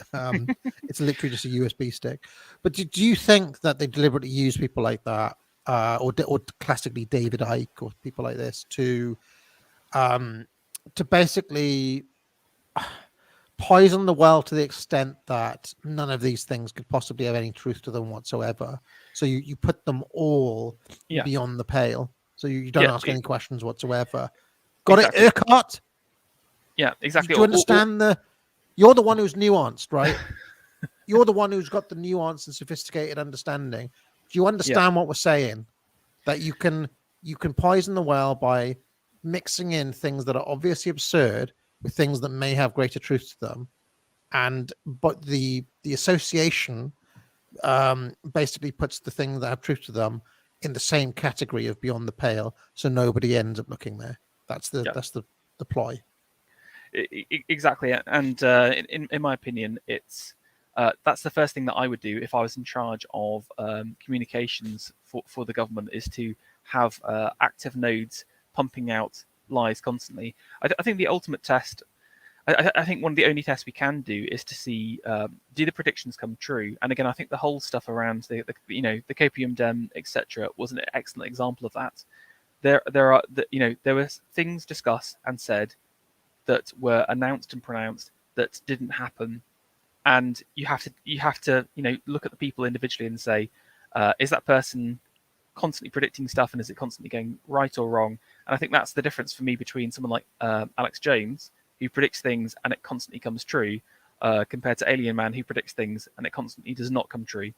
And that's how you can identify those people. Or the constantly expanding time horizon, right? Exactly. That's part of the thing. I mean, I wouldn't be surprised if Alien Man was some kind of agent of some kind. Personally, he's got a spooky background. I think it's both his parents were at MI6 or something. Yeah, I do wonder about that, but again, it's all conjecture, isn't it? So, following on from poisoning the well, there's the classic distraction technique. And this is to break the current news cycle with an existing story. If you click on, so again, say for example something negative's happened, you need to try and get people talking about something else. And we've got another little video clip here, talking through, giving an example of that. Let me just pick it up. There's one of these happening this week, by the way, with Maxwell. And at the same time, Jussie Smollett is back. Really? Yeah. Focus on Maxwell, not on the Jussie Smollett, which is a dead story. Mm. His trial starts this week as well, basically. Incidentally, we were talking about Peter Mandelson. Stuff about Peter Mandelson coming out of the Maxwell case, which is a little bit surprising. So maybe that's how he got control of the British media, right? I need you to go over to Mark Davis at ITN, right? They're 50-50 on bumping you up the top of the bill with a pistol, and right? Can you sort that out for me? Good lad. Okay, see you later. Oh, sorry, I've realised. This is the wrong video. Damn. Oh, is it? Yeah, apologies. I've must have messed up. Anyway, there was a video of basically Tucker getting everyone to send out false reports. I'll have to tweet about it later, but this is a video for later. Sorry, everyone. Okay. Right. But simply distraction involves sending out a whole lot of press releases later on that for a different kind of story. In fact, maybe I have got the correct video in the deck actually. Maybe you didn't download it or something. Oh, let me have a look. It may be difficult to get this one to play. Hold on. Give me 1 second.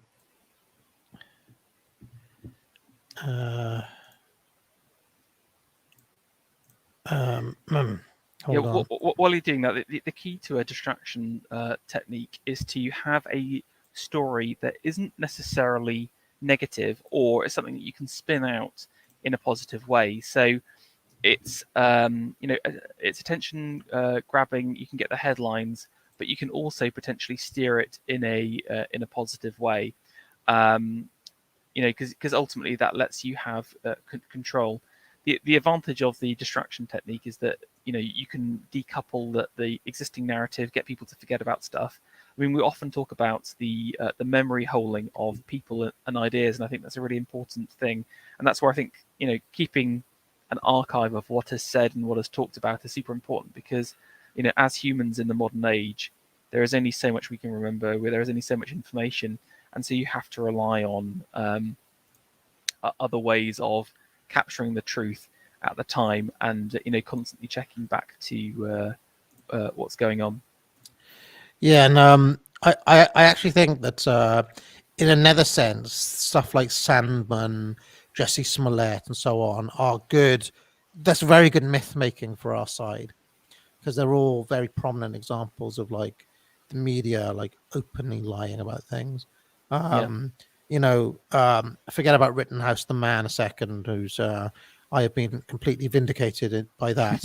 I note, but think about the lies told about Rittenhouse. I think we've seen the most egregious one possible this week, where or last week, where we had the parade, the SUV, the car drives into people. Like, well, yeah, they are deliberately recording that story in a manner that obscures the killer.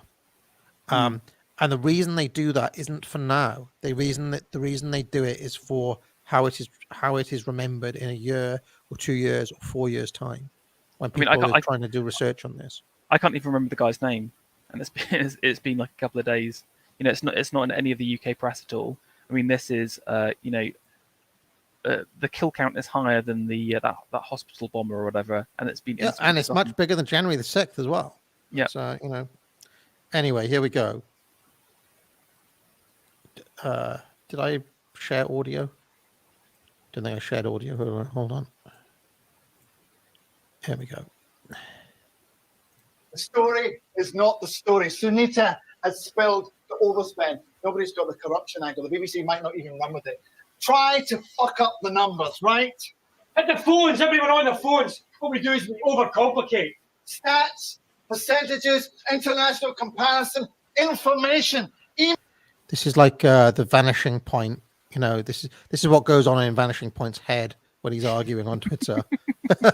This exact thing: stats, overcomplication. Mail them fucking wads of information and tell them they better get their heads around it before they put pen to paper, or I'll be up their asses like a fucking Biafran ferret, right? Come on, unleash hell! Yeah. But I love that line. The story is not the story, and again, this is what distraction is all about. It's all about pulling one narrative away from the other. I mean, in that case, they sort of kept the overarching story, the kind of overarching narrative, but then the focus of it was on a different place. It was all about the numbers, as opposed to the they missed the corruption angle. That was the big thing. You have to see the full episode to really understand. But just as an example, now a real life example, I think, is the some of the sleaze stuff that's been going on in the Conservative Party recently, and how it's being used as a smokescreen for the plummeting Tory polling figures that have occurred.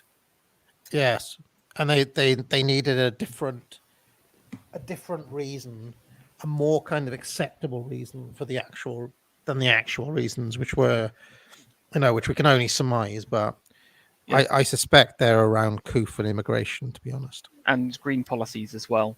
And and the green policies. Even the Tory boys are having a really hard time dealing with some of the green policies, and like the removing of boilers. They're kind of increasing restrictions on cars, etc.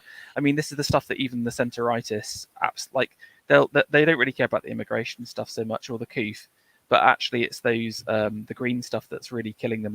I think if you can bring the slides again, I've got some more pictures. Hold on. Reset my deck, doing all of that for some reason. This is a pretty comprehensive deck, Pharaoh. Sorry. Here we go. Here we go. Because what I thought was interesting about the story, it happened at pretty much the time as the polls were tanking, and also the topic itself. So yeah, here's the story. This broke on November the 5th when some of those polls were coming out at the beginning of the month, and it's stuff like this where this is the sleaziest government ever. Now, what's interesting for me about the word sleaze and the way they talk about it, that's something that's been attached to the Tories for a long time, and the It's Tory a cultural party, meme. yeah, exactly. But the Tory party faithfuls won't care about that because they get that kind of being told about them by the Labour all the time. So the way that this story is being positioned is kind of like, oh, it's a sleazy government, it's a corrupt government, but it doesn't really register with a Tory voter because they're already accused of that all the time. They sort of like they have blindness to the word. So it's interesting. I think the kind of the linguistics of it is done in a way where this article will not negatively affect the sentiment of an existing Tory voter, but it will allow them to talk about whenever you see the poll results, they always talk about. I'm trying to think of like an example the other way around that just wouldn't register with a Labour voter. Like Jeremy Corbyn is considered twice as sleaze. Jeremy Corbyn is considered twice as socialist as Boris Johnson. Yeah, exactly. So. Or it's not a even, negative word. No, yeah, no. Or even his association with like the Palestinian groups, various violent Palestinian groups. Labour members don't care about that. If anything, that's a huge bonus to them. So that's not the huge win that they think it is. So I think the story's been put out in a very specific way. Now, the other advantage of these kind of sleaze stories and the kind of arc around it is that it lets you do something a little bit like this on the next slide. You then get to slam Lammy, and actually it was interesting how only a couple of days after the sleaze stories came in, all of a sudden the story got flipped, and it was all about how Lammy was having this second job hypocrisy. Look at all these other Labour members that are doing it. So when I talked about the distraction being this kind of neutral story, everyone's talking about this instead, and all of a sudden the Tory faithful can get behind. All of the Tory boys can get behind this and start tweeting out about Lammy instead. One of the interesting things that I have is to what extent do other YouTubers then do like useful idiot work for the Tory party? This is exactly it, 100%. Like I'm sure there's been loads of articles. I bet the British have talked about this as well. His fence sitting. Let me see who did useful idiot work for the Tories. Hold on, I'm just having a look. I'm just interested because the only equivalent I did of this was when I did that thing on like, is David Lammy faking notes to himself? Only because I thought it was funny, Let's have a look. But that was an exclusive by me. That was a standalone story though. So again, I think it's totally. I'm not against taking down Lammy, but it's just you got to understand that people talking about that and the conversation changing to that is just part of part of the control that's being employed, and you're being manipulated. Yeah, I'm having a look. Just in fairness, maybe nobody touched it. When was this story? Like a week ago? Yeah, that's right. But like, if anybody, yeah, I mean, I would be surprised if people did. I think that whole distraction thing has been a failure though, because people know that it's not. Again, if you check out how the Daily Mail talks about the poll results, it's constantly about the corruption and sleaze, and it never mentions green policies, immigration, or COOF. So, but people on the ground know that, and they don't want to talk about sleaze and corruption. They know that the Tory party is absolutely corrupt as is. It's not a matter of concern for them. So, Jeff Taylor, time to go, Boris. You have no confidence in you. So that was a different story, though, wasn't it? There was an attempt to oust Boris. That was the counter briefing going on by Sunak and obviously like a gang of MPs. I see. I don't actually see anybody. I mean, maybe I'm not going back far enough, but if I was to guess who would do Lammy stories, I would say maybe Jeff Taylor. Maybe we got a problem. May have done a Lammy one. I'm not saying he did, but I'm just saying the sorts of people I'd imagine, because they follow the news. they follow the mainstream news cycle essentially. Whereas really the biggest stories of the past couple of weeks in our sphere have been around the various trials that have been going on in America, collapsing footballers, But that's Right. it. I think people are getting more immune to these tactics, and they're seeing through the rubbish that's happening. So again, something like this would have worked 10 years ago, but I think people fundamentally just are not interested in the way that they're trying to spin these stories, and they can see through to the truth. So Yeah, I mean, I can see PJW didn't fall for it. One of his last videos was called "Keep Complying, Idiots." So, I mean, this is like counter-regime signaling rather than mainstream media aping. Does that make sense? So it's not really working very well, especially not on my poll feed anyway. well, exactly. Yeah. Sargon's not People can falling do for this. this nonsense, I don't think. Yeah. Probably because he watches us. But also because the it'll be because the audience just doesn't care. The audience doesn't care about these sorts of, like, what difference? Seriously, David Lammy has a second job at 150k, or if bloody Matt Hancock does, or Rishi Sunak does, or Savage Javid does, what difference does it make? They're all the same. They're all the Yeah. same clowns. Yeah. They're all our enemies essentially. So what do we care if they've got a second job or not at this point? So yeah, I don't actually see anybody at all. I'm now 2 weeks back. I haven't seen a single David Lammy thumbnail, which goes to show you that the grip of kind of centered right narrative control has been destroyed. And I think the Koof has done that more than anything else. And the green the combination of the Koof and the green policies has killed the kind of tacit alliance that Brexit had between, Yes. let's say, the grassroots right and the Tory right. Yeah, 100%. Again, you've got to think of all of the white van drivers absolutely hating all of these green policies coming in. Anyway. Okay, let's get back to the deck. Okay, there it is. And by the way, Guido Fawkes has been utterly exposed as being like just a kind of establishment shill. Yeah, 100%. In the past year, whereas the smokescreen that he was somehow dissident was kind of like, It was pretty good. I was convinced. it for was a long pretty time. good, like Yeah. back in 2017, 2018. Yeah. You'd have thought, well, Guido, he's not really, like, he's kind of on the fringes of Westminster or whatever. Yeah. But now it's pretty obvious that he's a Tory operative essentially. Yeah. Same as Mog as well. I think that's someone who was identified. Same as who's the pie guy? The Greg's guy, old what was his name?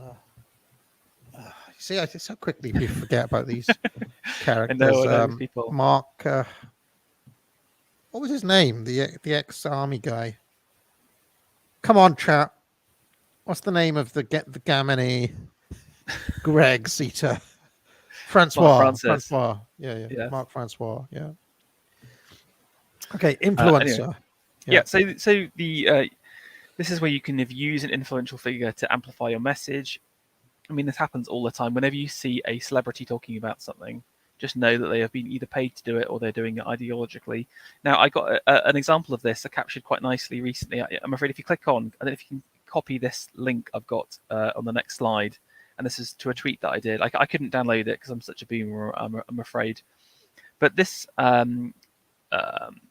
this little video that I'm going to show you was taken from a GQ video that they did with Tom Holland, the Spider-Man boy, and they were getting him to do a thing where he would choose, he would look at like 4 products and then choose which one to kind of take in his basket. Now, I mentioned around the advertorial and editorial blurring of lines. There is no doubt in my mind that GQ has been paid to push specific products, and this was just one of the most egregious examples of this little this thing. So and who is this? Is this this is Tom the Hop- Spider-Man, the little Spider-Man chap. It's 5-pack of assorted flavored edible insects. Like actual insects. I've actually eaten insects before in Thailand and they were delicious and they're full of protein. Yeah, look, 6 grams of protein. I would buy those. I would absolutely eat those. They're full of amino acids, great for building muscle. Yeah, I'd go for the cricket bite. It's 5-pack of assorted flavored edible insects. Go on, Urquhart. Go and buy your cricket bites. Like actual insects. I've actually eaten insects before in Thailand and they were delicious and they're full of protein. Does it just keep on looping or what? What's the deal? Yeah, sorry, that's it. That's the video. But you just got to really pick up on how that was kind of phrased. So again, you've got this kind of like this insects thing, which is obviously pushed, and then he's like, they have like they almost kind of like the record scratch where everyone's reacting to the insects too, and then all of a sudden the influencer says, you know, I've had some insects too when I was in Thailand. So again, there's this plausible reason where he would be eating insects, and they were delicious. Not only are they great for protein, but they're strong in amino acids. And it's again, that's just, you could have read that straight off the packet, my friend. That is just like obviously advertising copy given to him to read out during that session. So you got to realize. But how much was he paid for that? I wonder. Well, like a significant amount. I would tell you that you can buy, for example, a Kim Kardashian Instagram post for around about £50,000, and I think that GQ video had about like 5 million viewers, and none of those people would have realised that it was all a setup, and the brands were paying to be advertised on there. I mean, there would be some editorial, but a significant amount. I remember there was a TV show. I mean, everybody remembers Brass Eye, but I remember there was another TV show that pitched kind of like really stupid pilots to, you know, like D-list celebrities, and you know, it was remarkable what they could get people to go along with, and what they could get like famous people to do, you know, for the lure of a promise of a career reset or whatever, you know. So I forget the name of that show. It was really good, actually. Was it Dennis Pennis who did that? Like the same guy. Somebody will remember, but it was like a kind of it could have been Dom Jolly, maybe. I don't know. Okay, so poll control. What's this? So obviously this is the controversial. I know that you've been speaking to Keith about it a lot, so I don't want to talk about it for too much. But this is the use of polls to create storylines. So often some of the best press releases that are sent out will have survey information, or you know, they'll have collected some kind of data, and it's very easy to create a story off the back of it. That's why polls have been used for a long time to generate stories. So again, just go through any NGO's press release list, and you'll see that they'll often do kind of like, we surveyed X people, and this is about building an argument through from authority using poll data, aka statistical sophistry. Let's click on just to see some examples of that. You ready for this, Keith? This is for you, Keith. Now, Keith, I believe polling Woods. No, carry on. And this is, you know, British people are more concerned about climate change than the pandemic, poll shows. And you know, obviously, I disagree with the whole narrative around the COOF, but it's obvious that people have been massively affected by the pandemic mentally. You know, if you see kind of footfall, if you go to the cinemas nowadays, there's like half the people have lost their minds about the pandemic in a way. Now, show me how that's happened around climate change in a similar kind of way. Like, how have people physically changed their day to day? You know, why aren't they eating the plant burgers? Why aren't they, you know, selling their property and going to higher ground, or, you know, learning how to ride a boat or whatever? You know, they're not being moved. People are being moved around the pandemic. They're changing their lives, but they're not doing that. So when you see stuff like this, you got to know that this is all rubbish. This is an egregiously fake headline and poll. Egregiously. Come on, Keith. Yeah. I mean, it just boggles my mind that sensible people could think, oh yeah, you know, this is representative. Yeah, this is what the public is thinking. They're obviously not. Have you? I mean, I have been really interested in the plant burgers, as you know, Pharaoh. I have been looking for evidence that people in my local Sainsbury's, and let's not forget, I don't live in white van man land. I live in middle class yummy mummy land, right? So exactly where you'd imagine people to be buying this stuff. Those shelves are fully like nobody touches them. They're pristine. Those plant aisles. The only place I have seen people buy this sort of thing is a chain called Leon, and I actually wonder if Leon do a quite good job of like disguising their plant-based products or whatever. Yeah. And they still sell a bit of chicken and so on, but I think Leon has got like decent branding, and I have seen people buy things from there. That's the only place I can think of where I've seen like evidence that there is actual market demand for this.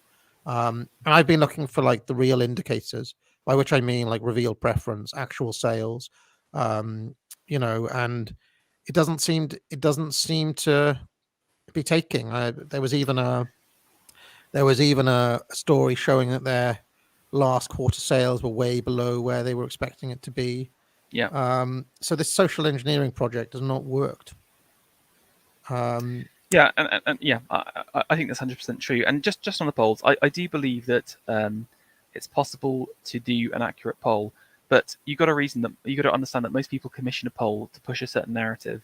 The way you can manipulate a poll is simple. You can do it a number of ways. Number one is change the number of people. So again, look at the number of people in a poll. If it's less than like 100,000, then I wouldn't even bother listening to it.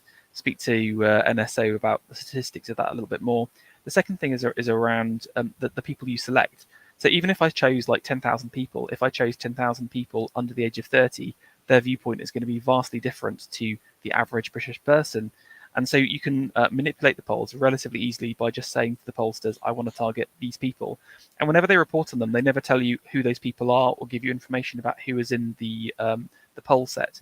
The last thing you can do is to change the questions to push people into certain directions. You remember the nudge stuff that we were talking about ages ago? Yeah. This is a classic. Ask a question in a way where you can get a certain answer. Even if you change the questionnaire results from like 1, 2, 3, 4, the people will typically choose like number 1 first. So put the answer that you want right at the top. It's stuff like that where you can quite easily manipulate stuff. People and the thing about the poll stuff is that they never show you the workings of it. They never give the results or the detailed analysis. It's just a headline, and you're expected to trust it. And so, if I felt like these people were trustworthy, I would more often than not trust them. But I refuse to because we know that these guys are constant liars. I'm very interested in, because what I like to do is to do a bit of archaeology on the story itself. Let me see if I can find this story a minute, just to see what the original report was. Because it's often very difficult to find the original poll, or it'll be there somewhere, but sometimes it'll be behind a paywall. And it'll be obscured. They won't directly link it. The news outlet. I wonder if Holly Bancroft has.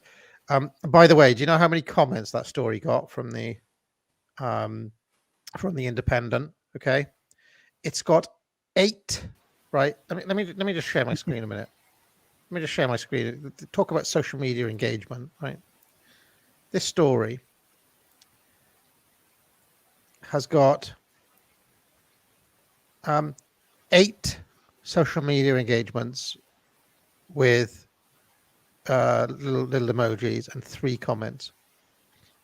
So what's happened to the Independent, Ipsos Mori did the poll. Polling was done. So let's have a look. No, that's just a generic link to independent polling. Generic link to independent records. Well, they used to. There was a time where journalists would actually list their sources and you could see stuff, but it's very rare that it happens nowadays. But there, can you see that they surveyed 1,001 people? Tiny Yes. number. polling was done from the 5th to the 11th. Right. So where is this Ipsos Mori? So they're not going to link it. They told us the source, but they're not going to link it. Hold on. Ipsos Mori. They sometimes do it right at the end of the article. I didn't actually check on this one. Let's have a look. See if I can find it. So this is how difficult it is to find. But Ipsos Mori poll November 2021.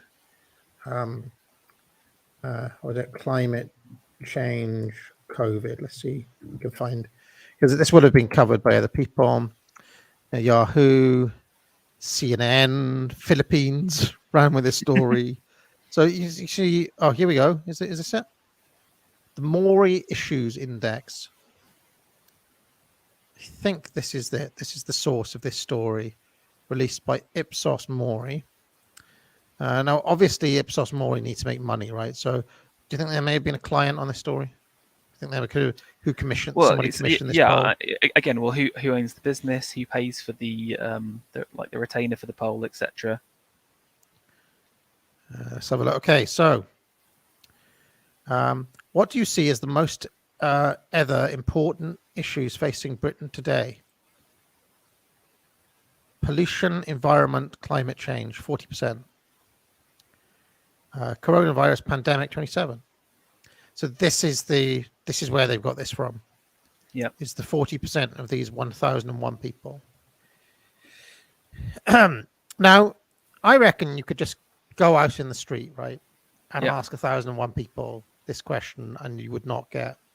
Yeah, well, I wonder how many of them would say climate change. The third one. Why is Brexit the third one across there? No one cares about Brexit anymore. It's a dead issue. The reality would be it would be NHS number one, I would say. Yeah, the idea that people care more about Brexit, the COOF, and climate change than they do about the economy. I mean, I'd be interested to know, right? Maybe, I mean, none of us are kind of hands-on enough, but maybe if I've made peace with Unwashed, maybe I can ask Unwashed, just go out on the street and ask 1,000. Yeah, that's a good idea. Just ask 1,001 people on the street. Now they'll say, "Oh, but they weren't properly randomly sampled. They're not representative of the public." Why not? They're just 1,001 people out in the street. So they never do it that way, do they? I was thinking if you wanted to use some of your academic agency money just to do one over on Urquhart, you could always commission your own poll, and we could phrase it in a way that we'll definitely get the correct answer, and then use our own spoofed poll against them. Is there any way of finding out about who the people are? Basically, that's what I want to know. Do they show you where they've collected their data from? I mean, this is the press release. Download. What happens if I try to download it? Oh, here we go. Here we go. So here's the actual 27-page story to dig into. Let's have a look. What do you see as the most important issues facing Britain today? Climate change. Base 1,009 British adults, 18 plus.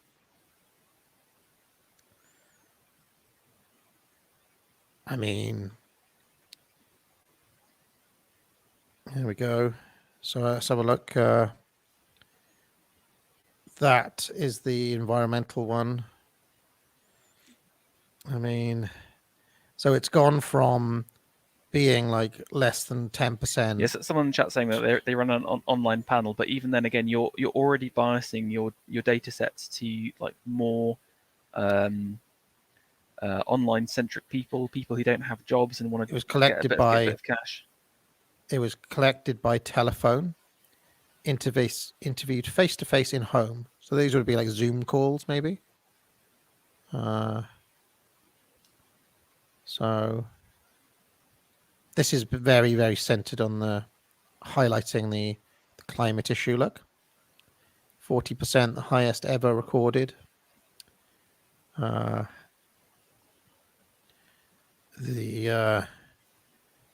That's gone down, so people care less about the COOF, apparently. I'll give you one example of how you can nudge things along. You ask a leading question: Are you concerned about climate change? So already, it does. You're not quantifying that in any way or form. You're not asking people to come up with a list of problems or things that they're worried about, you're already putting the idea of something in their minds, if that makes sense. People don't care about immigration anymore at all. Look, No Like one's it's gone concerned down. yet. No one's concerned.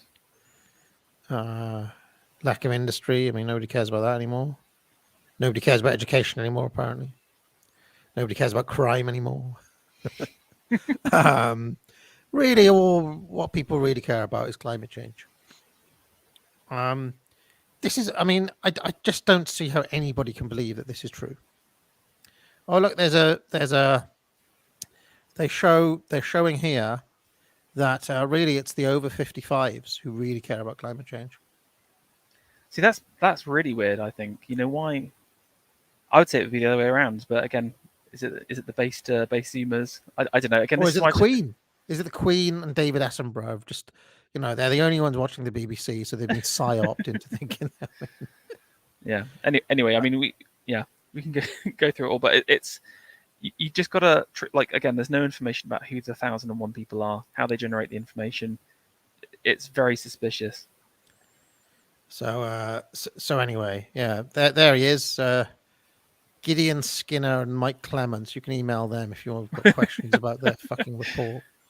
But I guarantee you, right? If you went out and asked 1,001 people that question, what's the most important issue facing the country today? You would not get anywhere close to 40% coming out with climate change as the number one issue. That's just bollocks. That really is bollocks. It's not difficult to disprove either. It's just not on the tip of everybody's tongue. So that's obvious. This is obviously pushing a narrative, because this then, the fact it's the highest ever recorded by Ipsos Mori in itself is a story which shows like the time has come for action. Oh, by the way, COP26 just happened. Anyway, let's carry on.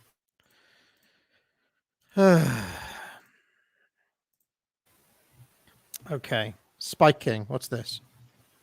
So spiking is a journalistic term about basically intercepting and stopping a story before it even lands. If you click on the next thing, this is actually taken. There's actually a Wikipedia article about spiking itself, but it basically involves forcing an organization to not talk about a specific story that you don't want to talk about. So you can, there's a number of ways you can do it. For example, you can use your relationship with that person to stop the story from going live. You can threaten them with legal action, although often you need to know that you need to have someone inside the organization to give you the heads up beforehand, etc. So you already, to successfully spike, you need to sort of know people already in the organization to give you the heads up that a story is being written about something. And again, I've got a short little video example of that happening on the thick of it. Let me just get that up.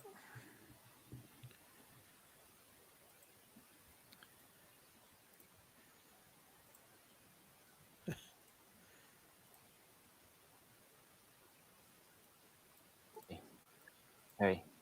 I need you to go over to Mark Davis at ITN, right? They're 50-50 on bumping you up the top of the bill with the piss woman, right? Can you sort that out for me? Yeah, Good lad. yeah. Okay, see you later. Oh, nice. Very nice. Oh, for fuck's sake, you big fucking prick! I'll cut your fucking ears off. We need it done. When I met you this morning, I thought you were the nice Scot. Tragic cases. I'm from number 10, Downing Street, and we want you to take this MOD story that you're planning on running first, write down in your schedules, and bring the Hugh Abbott story right up. I mean, that's a bit of an amateurish attempt from mine there, but yeah, I mean, the Soyboy's got no chance of it happening, but I thought it was quite a good example that basically communications staff will physically go to production companies or other places to actively stop stories from going live. And again, this is something that happens. It's noted from happening. I got an example of someone who's quite good at spiking stories in the next. If you go down 2 slides.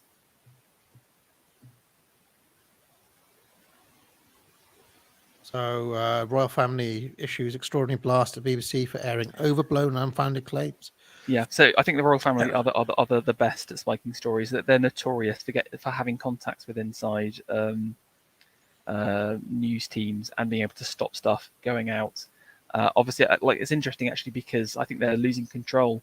They weren't able to stop the Prince Andrew stuff, were they? This is it. I think this is. I genuinely think after the Queen goes, they are probably going to collapse as an organisational group because they've really had a problem controlling narratives. They used to be so good, and again, like you said, that their deal with. You see the AM stream about the Queen, for example, and he goes into quite a lot of detail about their relationship with Tony Blair. And again, I think that alliance has started to break, and you're seeing more and more stories actively attacking the royal family when they used to be so good at preserving their own narrative, which is a good thing for us, I think. But pretty unprecedented. Lie and repent. Yeah, this is the last one and an absolute classic. So this is, if you click down again, this is the process to tell an untruth about a narrative, then correct it days later when no one's looking. And I guess the key they thing do this around constantly. They do this so often. Yeah, and of course this is if you click down again, this was all about the the horrific Christmas parade crash. So you can see here, I took the Google cached the original headline of the article from Washington Post. Washuka Christmas parade crash, 5 victims identified, driver fleeing from the knife fight. And one of the aspects of the story, which was an outright lie, was this driver fleeing from knife fight.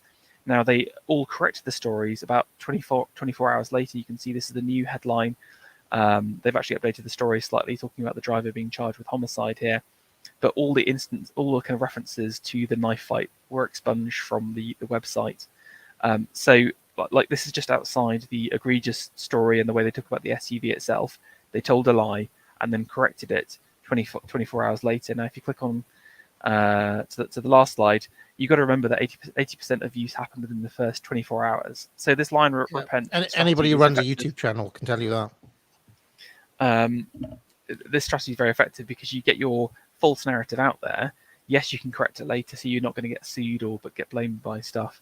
But it's almost like firing a cannon and then saying sorry about it.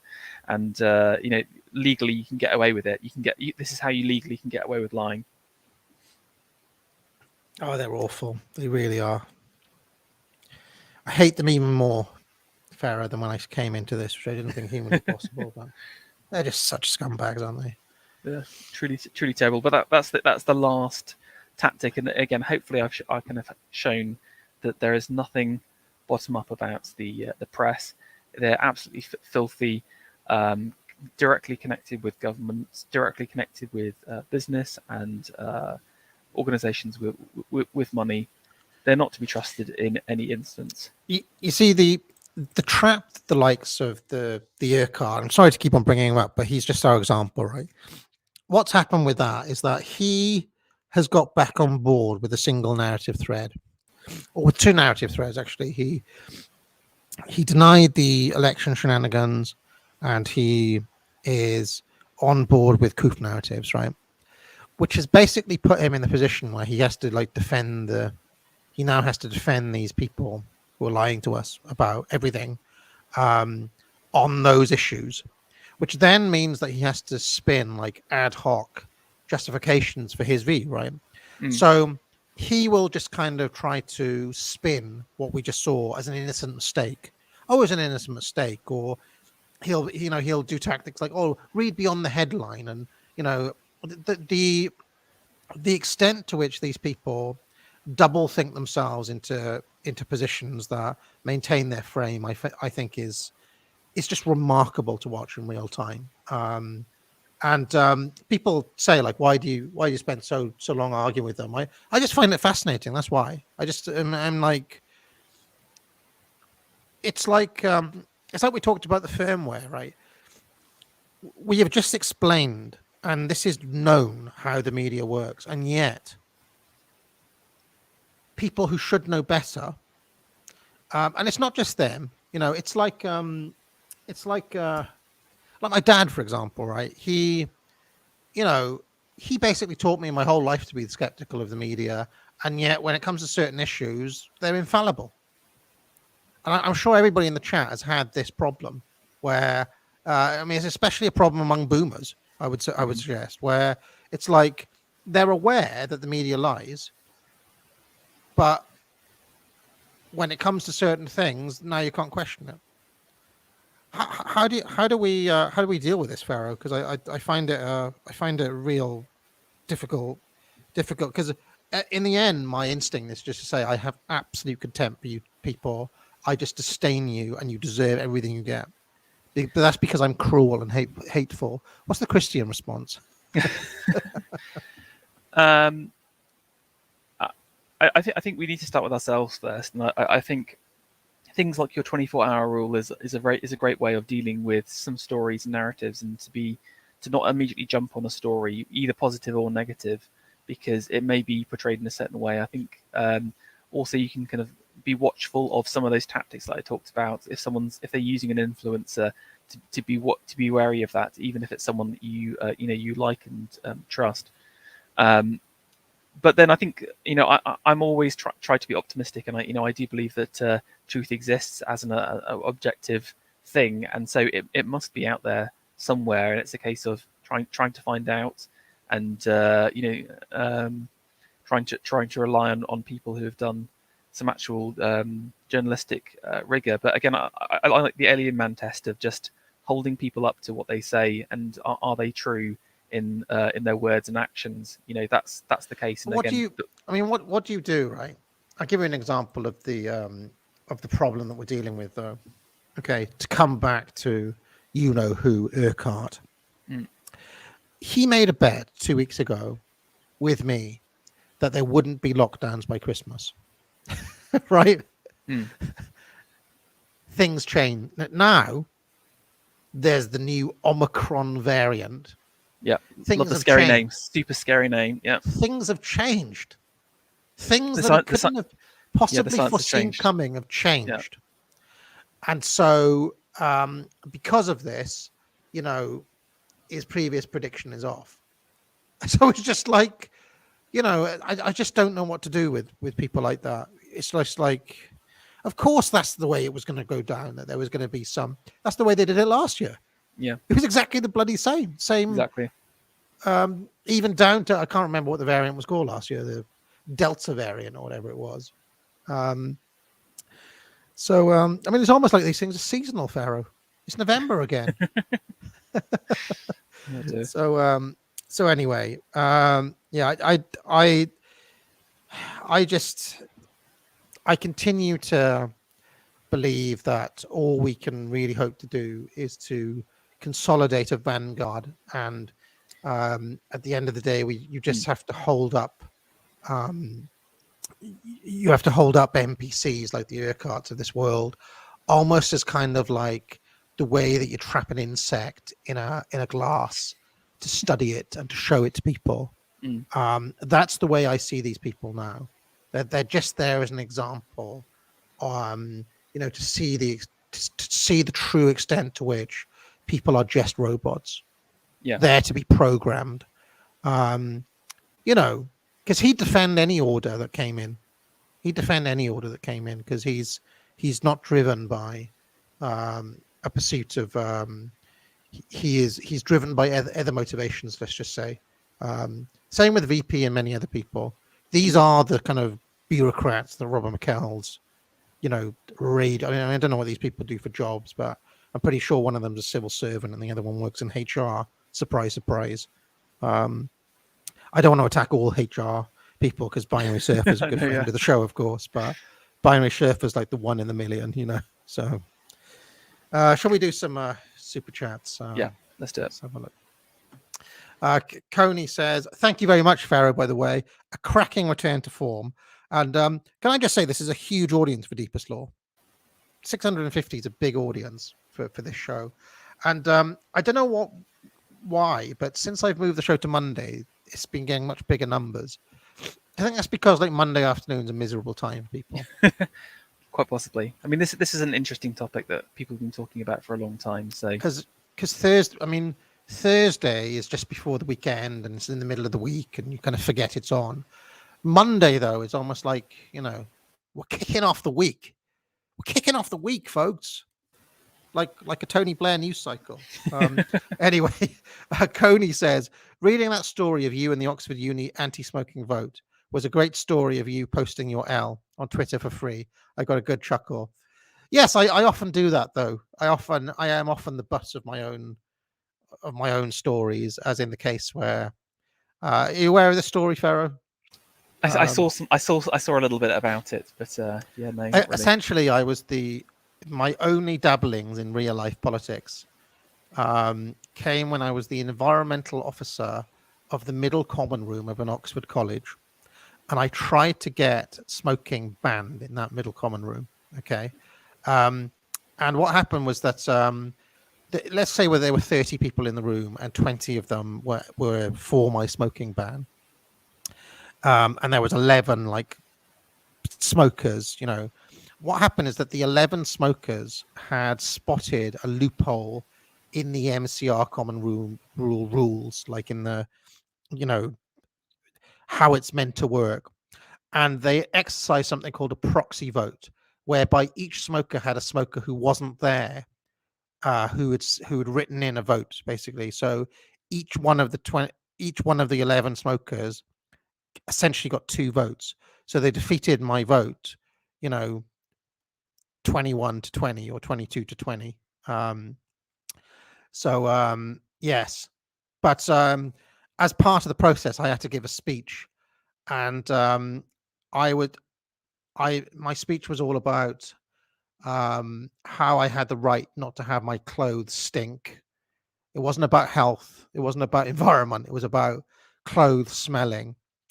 I built my speech on. I mean, I was kind of drunk at the time, but my speech was built on the notion that you shouldn't piss in other people's faces, and I have a God-given right to walk around not covered in someone else's piss. That was the basis of it. But anyway, when this happened, I was disgusted at the sheer chicanery of the smokers, that they'd exercise this loophole and basically cheated the witness. So I resigned from my post as as environmental officer. Sensationally, I was being serious, but a lot of people were laughing at the time, I seem to recall. But like I said, a lot of port was involved. King Cribble said, not to call any event fake and get you in hot water, but in light of the methods of astroturfing discussed in this stream, is it so far-fetched that, say, both protest and protest-sparking event could be astroturfed? How hard is it to fake a murder? Oh, yeah, I'm sure that's the false flag events you're talking about, right? Yeah, like in hypernormalization, Curtis mentions how that Putin was funding both the counter organizations and the pro organizations. So they were literally funding both sides. So you never knew who was tainted with the money. I'd highly recommend watching that documentary. It's on iPlayer for free. So yeah, it does happen quite a lot. Yeah, I remember. I remember, by the way, sitting in that middle common room one day. Again, you spend a lot of time dressed in your what do they call it? Subfusk. I can't remember what it's called now. The kind of the bow tie and the robes and all of that, because there was a lot of formal hall that went on, and we typically would withdraw to that middle common room and have cheese and port, and sometimes there were cakes and things there. And I remember there was an older guy there who was very posh, and he was saying, so how come you're not a Tory then? And I kind of relayed out. I said, well, I'm from Wales, and he was like, one day you will see the light. One day you will come to be a sensible man of the world. And look at how that turned out, eh? Look at how it all turned out. King Cribble said, yeah, there was a very weird thing about that college. It was both heavily Tory, but also extremely gay, Pharaoh. Both Tory and at once, it's almost like every Tory boy was also exceptionally queer as well. I don't know why that is, but somebody should probably look into it one day. King Cribble says, suggesting Syringe and Gotis was my greatest contribution to AA. He has taken the vegan pill. Syringe is a highly unusual and entertaining channel to watch, Pharaoh. He is like this kind of radical pro-meat, raw food diet man, who I think by anybody's standards is extreme. But he's got this one video where he's like, the real agenda behind the coof is veganism, basically. And I have noticed that they are kind of pushing veganism pretty hard at the moment. So it's definitely like part of what's going on. Yeah. Yeah, it's spelt with a 3 though. SV3 Ridge. Slingsby says, can't fully listen now. Wanted to share an observation. Someone I know recently criticized GM food, stating that we did know about the long-term consequences. I asked about the jab, and they were in favor of segregating the unjabbed. So there we go. Yeah, I mean, I don't think that people really think about. Slingsby's just kind of said there was a typo, did not know. Yeah, I mean, I don't think people really think about what they're saying most of the time. No. They're just being led by the nose most of the time. There's been no narratives really pushed about GM for a long time, but there's been a ton of stuff being pushed about the goof. So I think that shows you the power of the media. Benito was right about how to handle the media. Yes, but as I keep on saying, you can't just burn down CNN because it doesn't exist. Right? I mean, it doesn't exist. Like, the trouble with these news organizations is that they have no, even if their offices were destroyed tomorrow, they'd still, like, the website is there, so that everything's virtual now. Right? So I don't know really what you do to take legislation. Basically, you need like state level power to, just outright ban organizations. So I don't think you could do what Benito did anymore. Years the Eunuch says, another couple of quid for Pharaoh's great work, a wonderful stream of great material. Thanks, Pharaoh. Well, thank you very much, Years. It means so much. I also appreciate a Dixie chick like you using terminology like quid. Couple of quid. Hey, Gov. Coney says, in the clip of Thick of It episode from season 2, episode 1, Malcolm is shown trying to negotiate with that same ITN guy, claiming the woman that shouted at Hugh was standing for the BNP. So there we go. Yeah, I mean, I might have to rewatch Thick of It soon. And now let's have a look at super chats. That was the entropy. I'm assuming there was a couple. Let's have a look. Yeah, just a few. Elderman says Trump equals Simon de Montfort. We have yet to see the American Cromwell. Yeah, you're probably right about that. Deplorable Patriarch says, don't forget Dominic Cummings.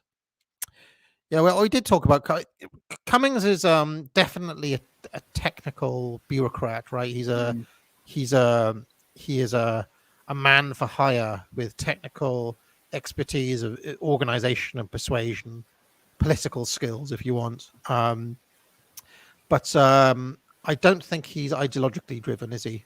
Cummings, like, I can imagine a scenario where he could easily team up with Tony. Yeah, exactly. I think he just wants to get whatever he's tasked to do done in a very efficient way. That's the kind of vibe. So as long as you set him on a certain path, maybe we can. In fact, that's what you need to do. You need to get him to come up with a solution to get rid of journalists, basically, and he would come up with a brilliant solution. Yeah, I mean, I'm not sure. Like, the thing is that we need people like Dominic Cummings on our side. Not necessarily him himself, but people with those sorts of skill sets and know-how, right? I mean, Pharaoh is a good start, I would suggest, because you kind of know how some of this stuff works. But ultimately, these, when I talk about the need for minority organization, you're ultimately going to need like your own guys. And I mean, I'm critical of Steve Bannon in many ways for the manner in which he orchestrated Trump's affairs. I'll just put it that way. He has some skills of organization, right? But I think he could be better.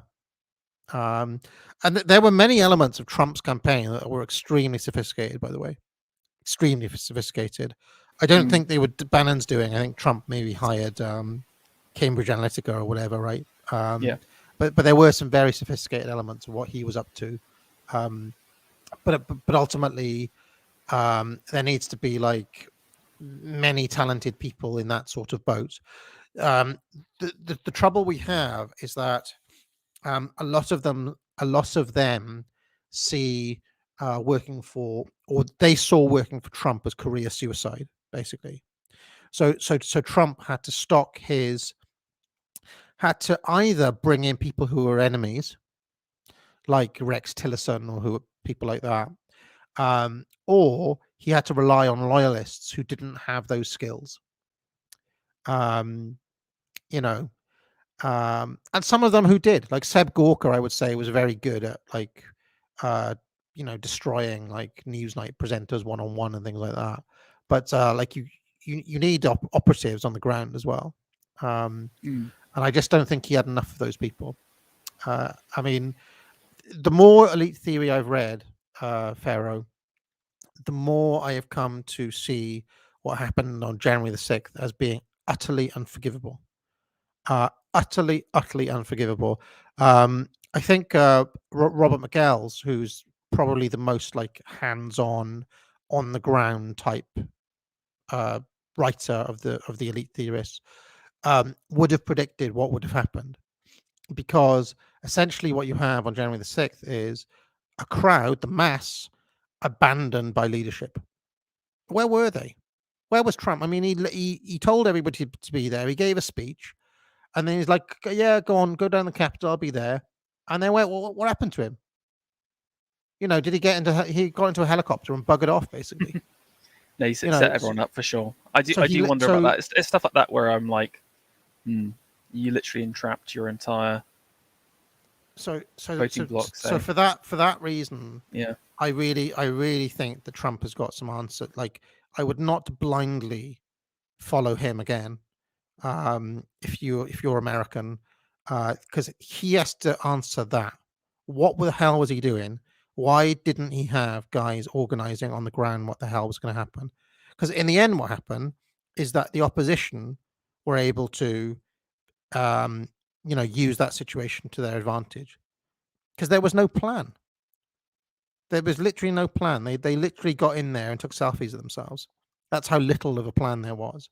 So, I'm retroactively, I've become more disgusted by what Trump did there, because surely he knows, like, surely he or people around him should know some of these basics. If a guy writing in Germany in 1911 could have predicted it, then surely some of the most sophisticated political thinkers in the world today could have thought of it. Number Rennick said, Putin personally told to give access to citizens' data to AI developers. Teachers are replaced by screens.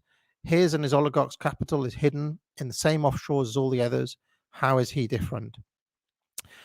I don't think Putin is a good guy necessarily. Okay, I just think he's got a different vision of how the world should work from some of the globalists. Which is not to say that he's not corrupt and prone to all the other problems that elites in general are prone to. But that's the other lesson, really, of the elite theorists, is that there's no getting outside of this. There will be a set of leaders. All we want is ones that are sensible enough to defend the borders, not promote things that are obviously harmful to the population. Transgender kids, all the rest of it. CRT. I mean, all of these things are obviously bad.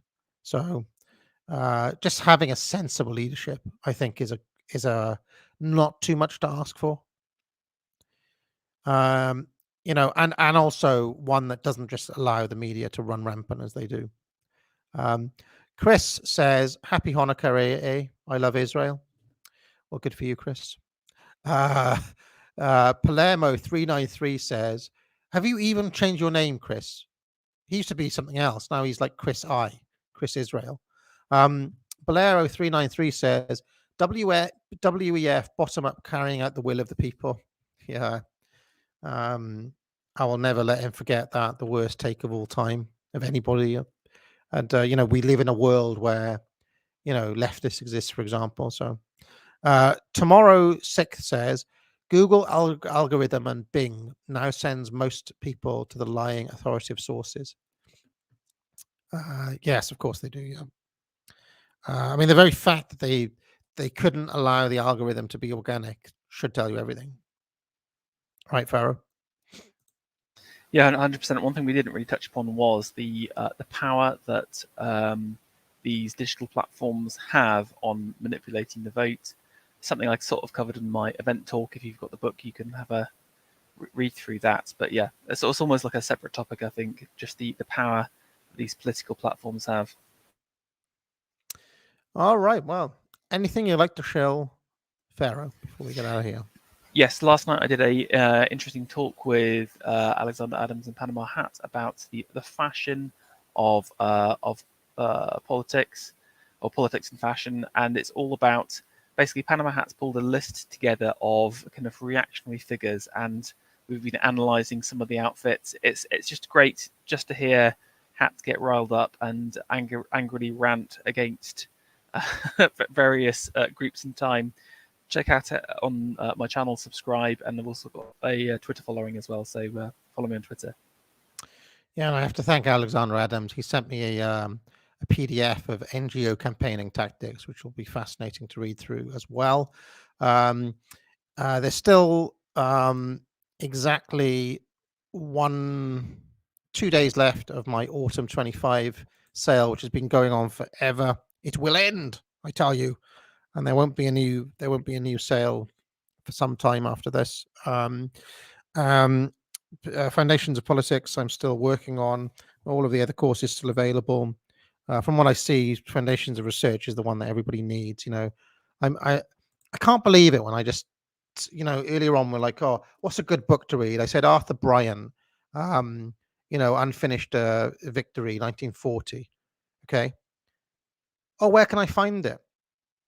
What is this learned helplessness that people have? Where can I've given you the fucking name of the author, the title, and the date. You've got Google. You can't find it? I mean, it's on archive.org. So anyway, you know, when I see things like that, I just despair.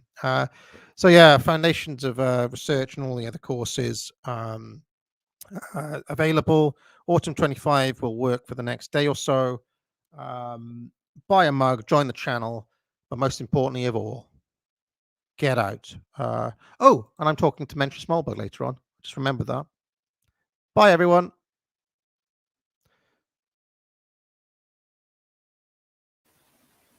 AA has left the stream accidentally, so I am now in control of the channel.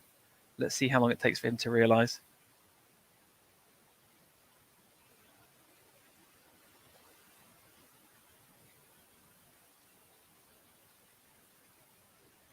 I pressed the wrong button, Farrow. You're stuck. You know what? I literally did this yesterday at the end of my stream, so I can't talk. It's like an episode of The Twilight Zone. What would you do? You're stuck forever in the deepest law.